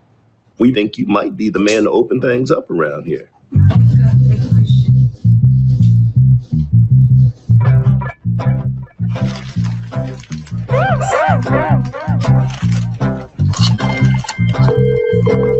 Hello, this is Ron Stallworth calling. Who am I speaking with? This is David Duke. Grand Wizard of the Ku Klux Klan. That David Duke? Oh, I remember. God, last time I checked. What can I do you for? Well, since you asked, I hate blacks. I hate Jews, Mexicans and Irish, Italians and Chinese. But my mouth to God's ears, I really hate those black rats. And anyone else really that doesn't have pure white Aryan blood running through their veins. I'm happy to be talking to a true white American. God bless white America. The KKK is planning an attack. How do you propose to make this investigation? We'll establish contact over the phone. We'll need a white officer to play me when they meet face to face. You for the white race crime? Oh, hell yeah. So there becomes a combined Ron Stallworth. Can you do that? With the right white man, we can do anything. When's the last time they let a rookie lead an investigation? Oh, that's right. Never. Okay, become his friend. Let's get invited back. So what kind of stuff you guys do? Cross burnings, marches. This is fixing to be a big year for us. You ask too many questions. You undercover or something? We must unite and organize to fight racism. Are you down for the liberation of black people? Power to the people. All power to all the people. All power to all the people. That's right, sister. For you, it's a crusade. For me, it's a job. You're Jewish. That hatred, doesn't that piss you off? You're taking this Jew lie detector test. Why are you acting like you ain't got skin in the game? I'm telling you, the wars are coming. Black power! Black power! Knights of the Ku Klux Klan. That's us. Stallworth brothers. We're on a roll, baby. America first. America first! America first! If I would have known this was a plan, man, I would have taken this mother.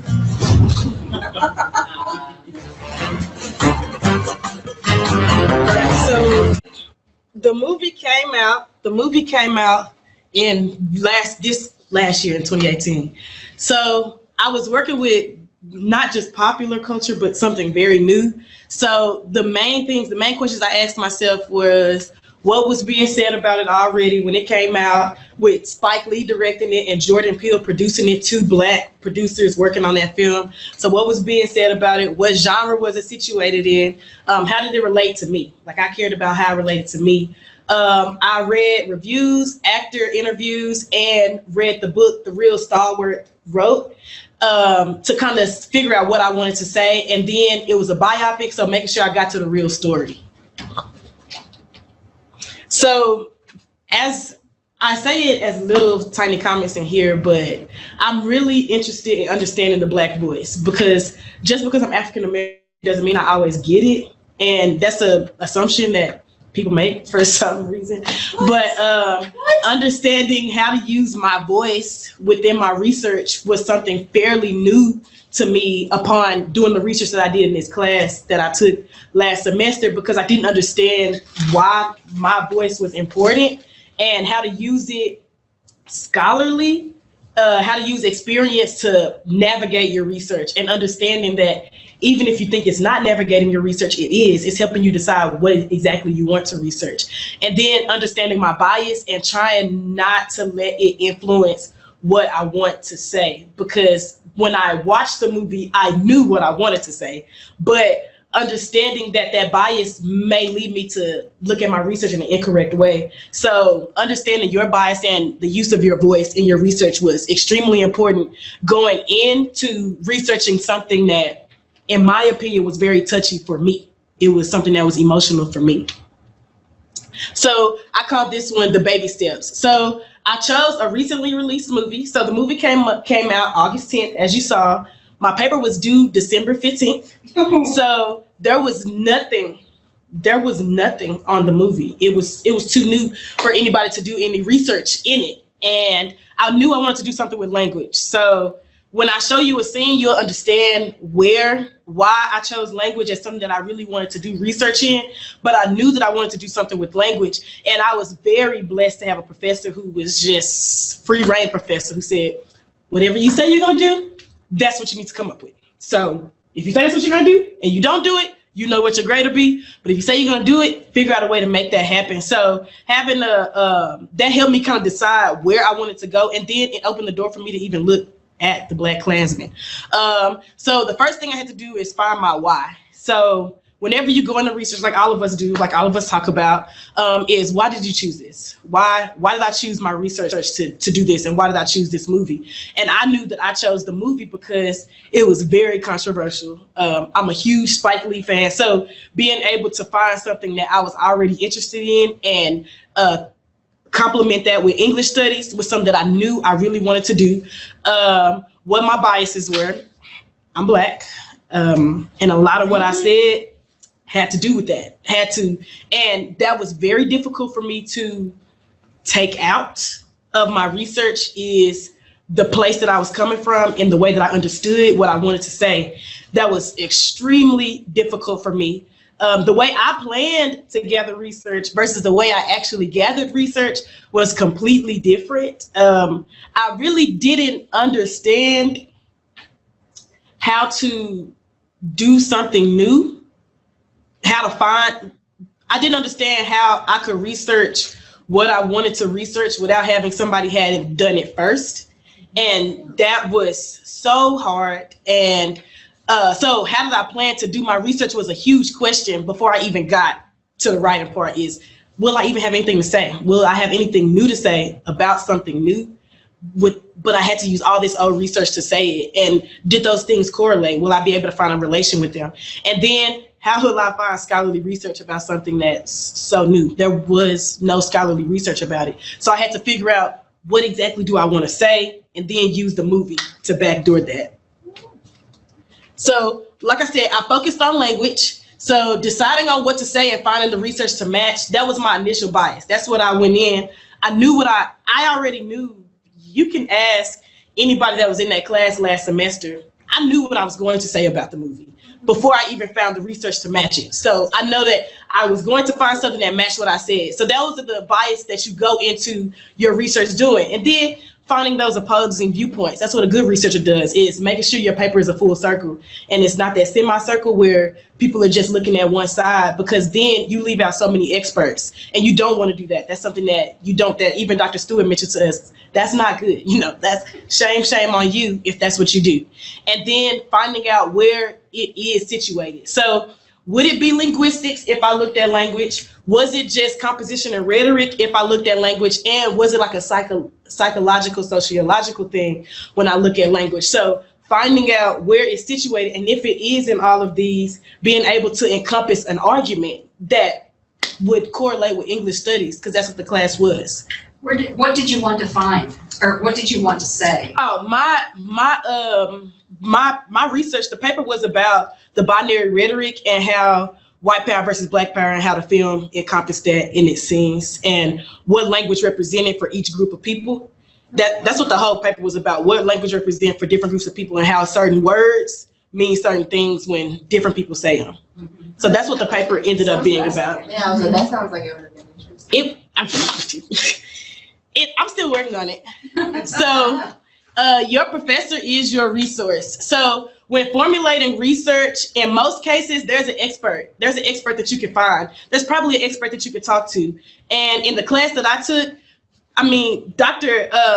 Jess, we call her Jess because I'm sorry, you know, but in Jess's class, she was an expert in composition and rhetoric, and she had some research in cultural rhetorics, which was the class that we took, but she introduced me and allowed me to talk to people who were experts in exactly what I wanted to say. So finding that your professor will be your avenue to other people that are experts in that field was something that was extremely useful for me. So I was able to speak to Candace Park about with Candace Richardson about what she wrote about what happened in the South in using language. So having that resource and looking at Carmen Kennard and her giving me certain resources that allow me to say exactly what I want to say. So it was very good for me to utilize her as a resource, because if I hadn't my research, I wouldn't have been able to do the research that I wanted to do, and I wouldn't be able to find the question that I was asking because I didn't know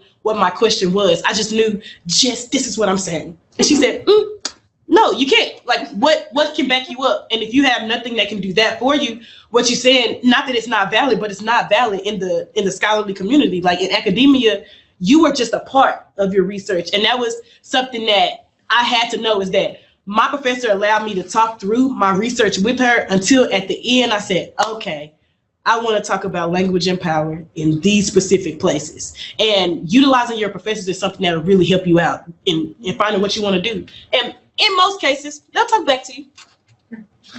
Okay, so the next thing was narrowing my research, which is, for a lot of us, that's the hardest part, is even though you don't want to write a 15-page paper, you have 15 pages of things you want to say. So being able to narrow your research was my next step. So initially, I wanted to look at the film as a whole, because the film as a whole had the message that I felt I wanted to say. I ended up focusing on 3 specific scenes, which I will show you. Then it ended up being about language is power. So not about Black versus white, but the power of language, and then looking at white power versus Black power and who possesses the most power. All right. So that was one of the main scenes in which I focused on for multiple reasons. It was one of the most dramatic.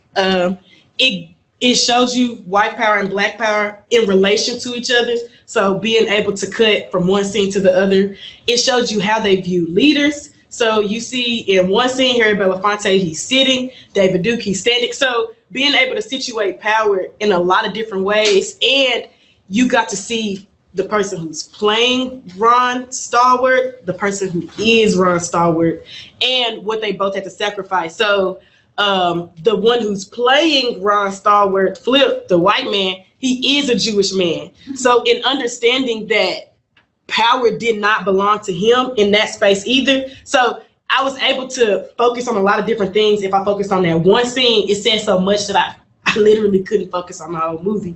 And as that scene continues, it literally takes that one scene and you'll see white people who are saying white power, Black people who are saying Black power. If the scene continues, you get to see that what that fight represent, and who comes up with Black power is in here, Stokely Carmichael. So the movie had a lot to do with what language meant and the power that it had during that time period. So narrowing my research, I think, was the best thing I did in being able to say what I wanted to say about the film, and finding research that specifically focused on language is power, that's specifically focused on that. So the research process, so these are the things that I mainly used in, these are the databases, these are the journals that I mainly used in my paper. Was the C's, Cultural Rhetorics, that was the class, so a rhetoric journal would have been useful. Then another comp read journal, Archive. So I looked at newspaper articles dealing with the time period, psychology journals and sociology journals. It was no way possible for me to look at power without looking at the mind. So I had to use that research and figure out how to situate it within my paper. And then, I had to maybe see that I could be wrong in what I wanted to say. So did language really have power? And did only one group possess the power? Because my proof that I wanted to prove was that one group possessed the power, and that was not true. It was just that the way the power is situated, depending on the environment you in, on who has power or not. So I could be wrong. So I had to deal with, so what do you do when you're wrong? And a lot of my paper, the latter half, which what I call was the finale. So my paper had headings, but the finale was me talking about how power does change depending on its environment, finding researchers who agree with me. Because if you would have read the beginning of my paper, it was situated like that. White power, heading. Okay, now I'm gonna talk about white power, what it represented in the movie, what researchers say about it, what it feels like to lose it. Then black power. All right, what does it say in the movie? What do researchers say about it? How is it situated in the community now versus how it's situated in the community then? So finding out all those things, and then the finale was, hey, actually everybody has power depending on who's speaking and what they're saying and which group they're speaking to. Language is powerful in all of those avenues. And that was my what to do when you're wrong is really that's your conclusion. You just write like that's your conclusion. Because it's fascinating. It is. And Foucault talks a lot about power and the fluidity of power and how it comes and goes, and yeah, it's complicated. It was an interesting, this is the one thing I liked. So I don't like to write. I'm an English major by choice, yes, but I went into it with a completely different mindset than what happened when I got there. So, but when I find something I do like to write about is when you get to see who you really are you gonna do the work for it? And that's the one thing I did the work for. So traditional papers versus everything else. So like Brian said in class last week when we were talking about plagiarism and how if you allow students opportunities to say what they had to say in different modes, you could get rid of a lot of the issues that we may deal with.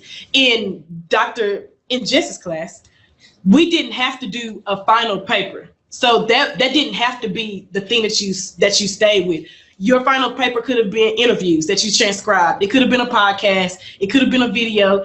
Either way, it had to, in her opinion, equivalent to what you would do in a conference. How would this equivalent to what you did in the conference? So I did decide on that traditional paper, just as most English majors will, because they're most comfortable with that. And it's one of the easier modes. Because you know, this person said this, I'm gonna put this right here. It's one of those easier modes, but when this semester in her class, that is not what I should be doing in her class.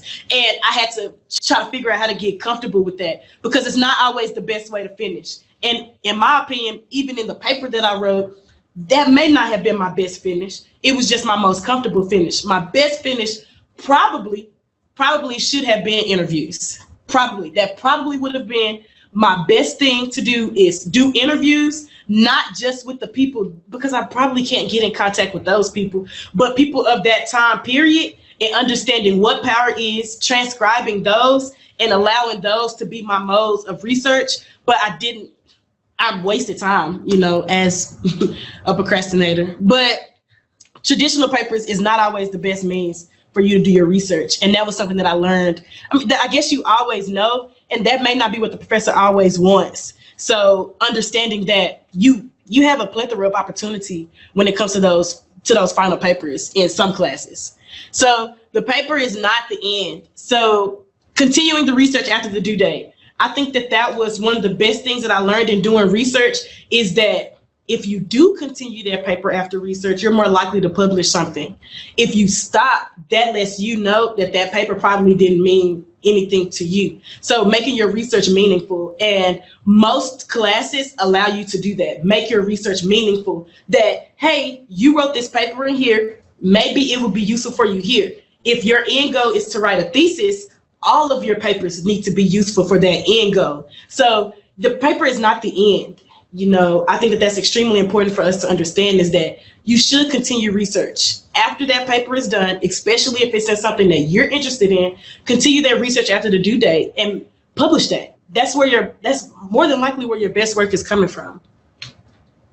And then to review, start with your why, find out both sides, use your professors, narrow your research, find your articles, and then write.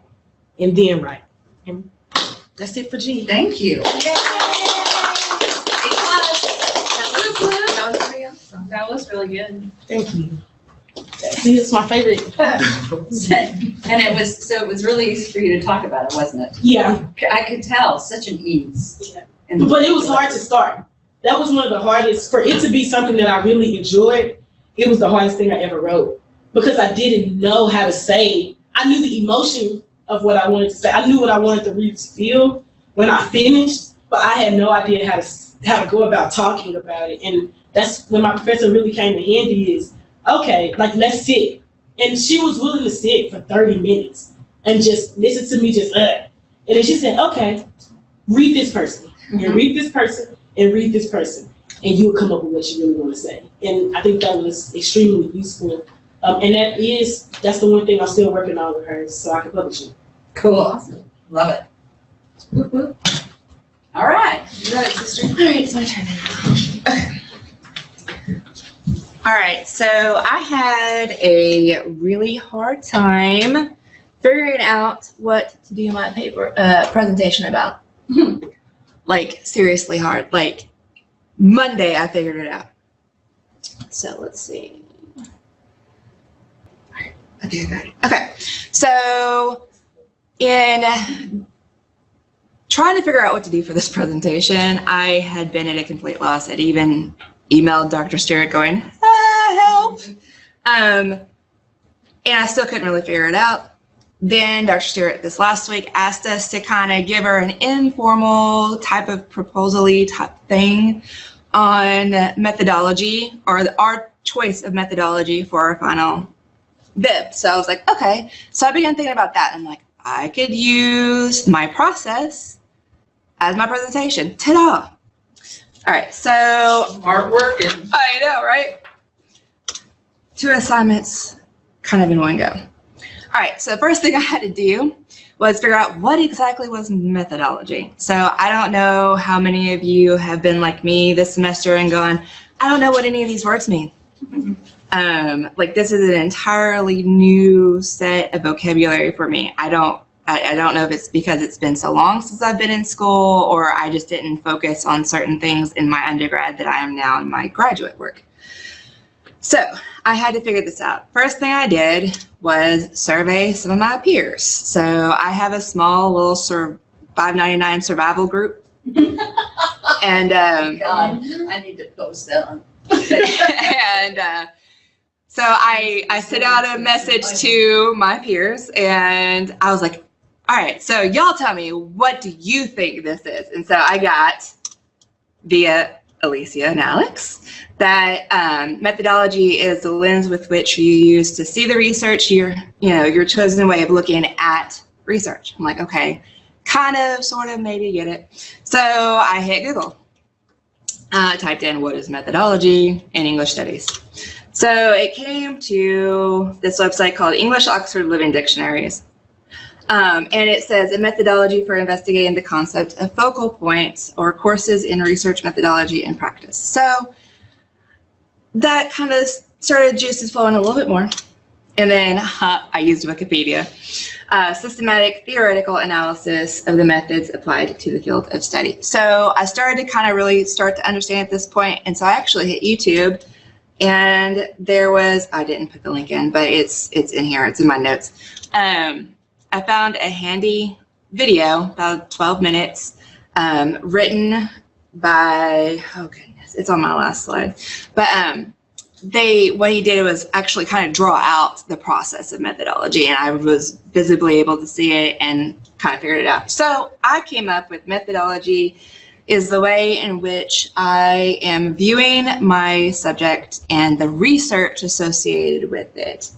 And I kind of use the term rose-colored glasses kind of in helping myself kind of situate, because it's the way we're perceiving that sort of area of work. And so from there, I was like, what do I do now? So I figured out what the term is, where I begin on picking my particular methodology. So I sat and kind of went, what are my areas of interest? So I kind of made a short list. I like Shakespeare, I like poetry, young adult lit, children's lit. I'm very eclectic. but I was like, yeah, still not quite there. So I focused on one particular genre of literature. I use quotations because, you know, a lot of people don't think it's literature that I read for enjoyment, and romance novels, aka trashy romance, aka smut, aka bodice strippers.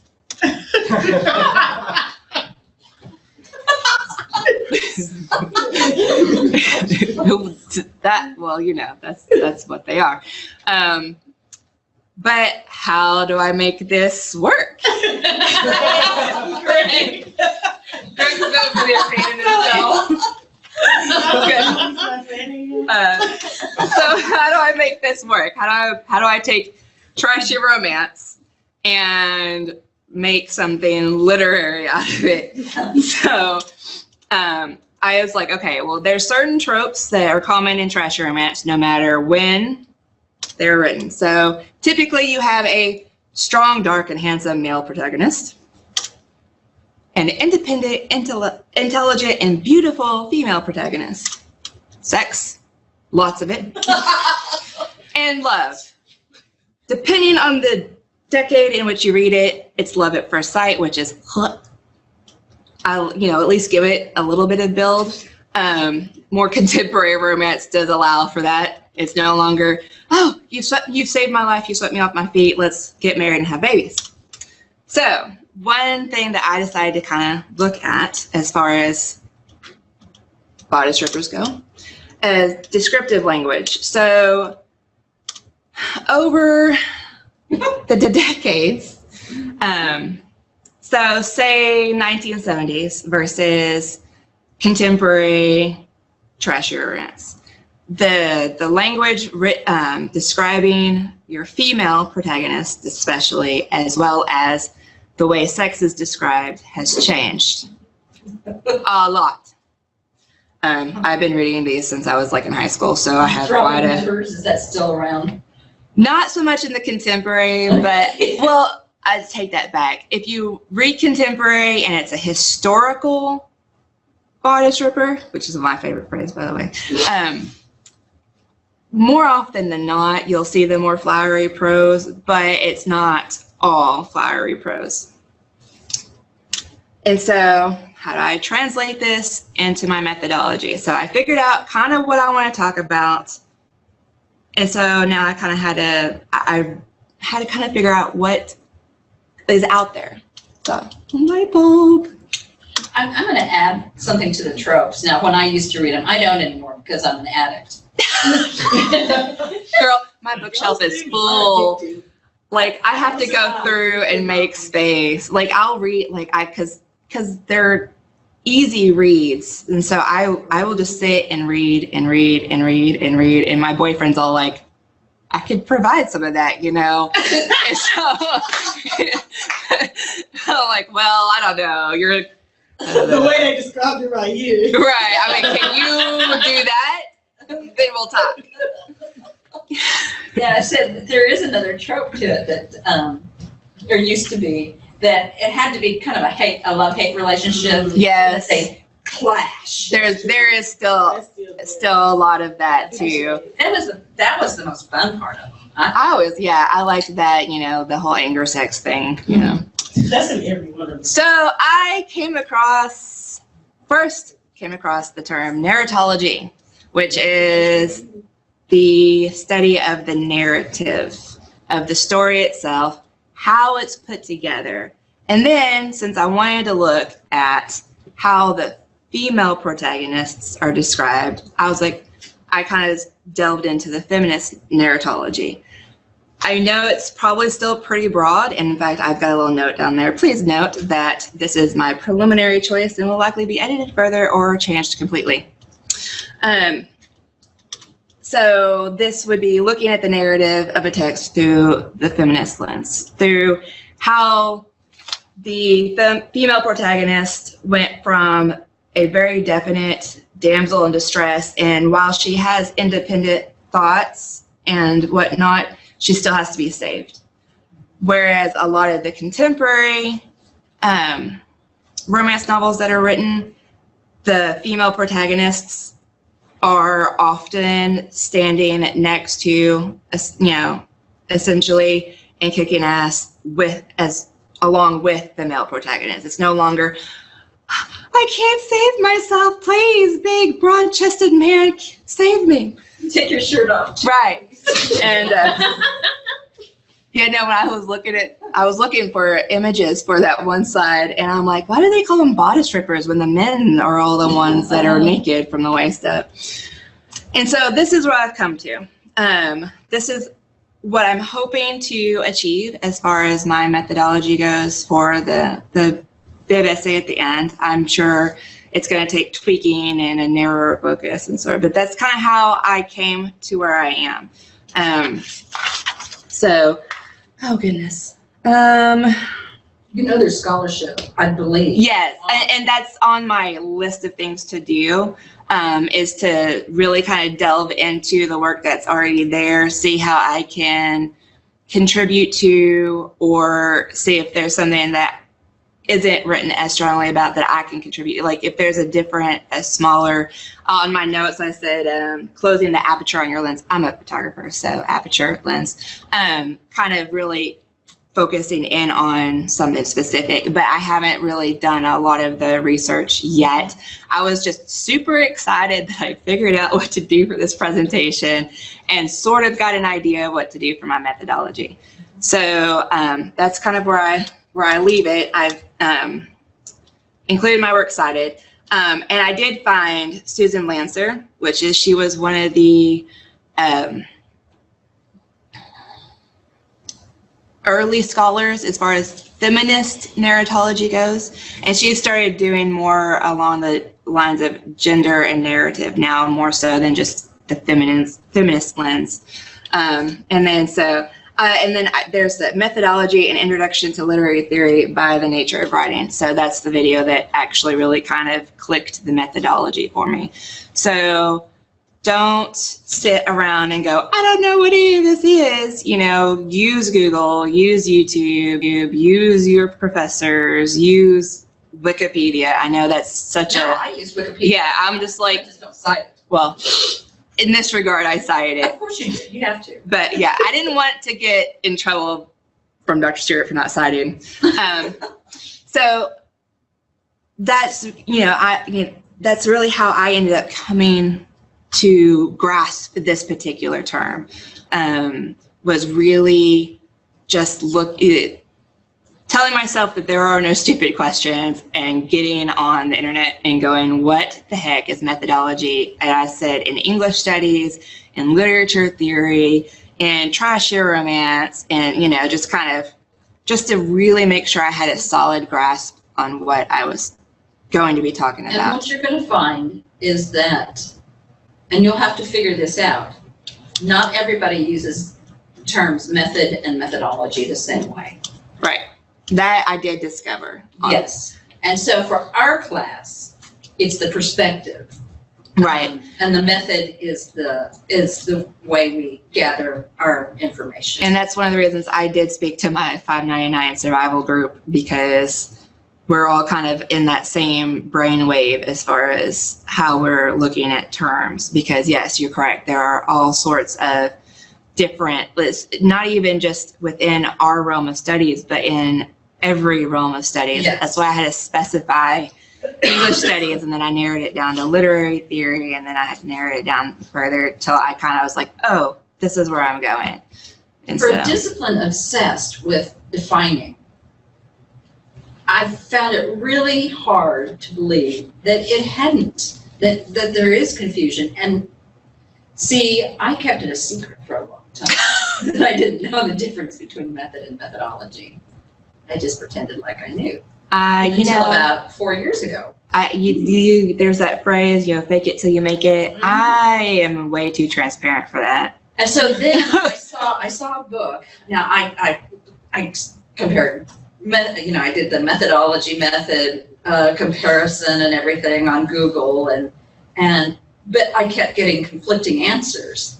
And so one day I just said, and I got a good book. It was Research Methods in English Studies. And although different chapters in the book use method and methodology different than what the introduction is, I said, that explains it. That's what I'm going to stick with, and that's what I'm going to teach my students, and I'm going to tell them also that you'll hear it used otherwise. Right. And I did this week, actually. The Or YouTube this last video week. that I referenced, he does state that method and methodology are two separate things. They And overlap. they can kind of live together, but they are two separate objects. So I was like, wow. So, but there's ta-da. So I know that was probably short, but No, that's good. And you can go back to the first class slide that I gave, because I explained, remember I explained skills, methods, and methodologies. Mhm. And there's lots of overlap in all of those. right. So that was me. Yay! So, A's for everybody. yay! I like A, baby. Yeah, this has been, I'm really pleased that I came up with this assignment. As to, you tell us about your research. Or tell us about something, some kind of research thing you've done, so Yeah, I have to admit, once I kind of figured out, I don't work well like Alicia does, in that here's a super broad, thing, figure it out. I was like, I need something way smaller than this. And it's probably just because I am still struggling with knowing what everything is. Like, once I've really kind of gotten to the understanding of the verbiage and everything, that it won't be quite so difficult. But Now, if you want to do different methodologies, a class devoted to it, that's 520. Critical approaches to literature, I think. I don't remember. What teaches you? Used to be Dr. John Morrow. Yep, I don't know who teaches it. And she taught it, she'd go back to the Aristotle and those, the really old white dead guys. Not just the She did old use dead, Plagius. well, they're Greek. She did use Plagius though. Like, Yes. She had like 3 primary texts, and then she had some 3 books, and then we'd go through the pages and look at them, try to apply those 3 texts. She had like Henry James, and what was the one that we did? Jury of Peers was one of them. And so you kind of got to sample each one of the major theories. Yeah, Plagius was groundbreaking for me, for helping me teach it, because of the way it's organized and everything. So, what time are we? it is 9:52. Well, that just worked out right, didn't it? Sweet. You're like, right now I got 8 minutes to figure out. Any questions about what's coming up? And you're not gonna show up next week? I hope so. You're gonna get that. Online students, I'm not going to have you do a discussion board again, but I expect you to listen to it. And then we'll start the discussion boards up again later. And just be prepared from here on out. Now, online students, you don't have to present. I like it when you do. I think it's super. It's just so nice to have everybody do it. But I know it's impossible for some of you, so that's okay. We'll just play it or do however you want us to do it. So keep that in mind. But the rest of you all just make sure. See, who have we got left? Yes. I think Chris and Chris. Oh, yeah. So we have 3 left in here, and I don't know. Gregory, are you going to present yours in kind of like Alex did? No, ma'am. I thought I would actually drive out there and do it there. Oh, great! Yay! Okay, great. When are you coming? April 3rd, I think, is at. Okay. Awesome. Well, I know the 6th is a Saturday. What's Easter? Okay, that's excellent. So we'll see you then, And it's always a pleasure to see you all zoom in. And Abigail, nice to see you again. Emily, glad you came into our class tonight. It was great. It was great. I love this class. All right, I think that's it. Have fun on spring break. Be well. Prepare for hangovers. Nope. I'm sleeping all spring break. And The whole week in bed.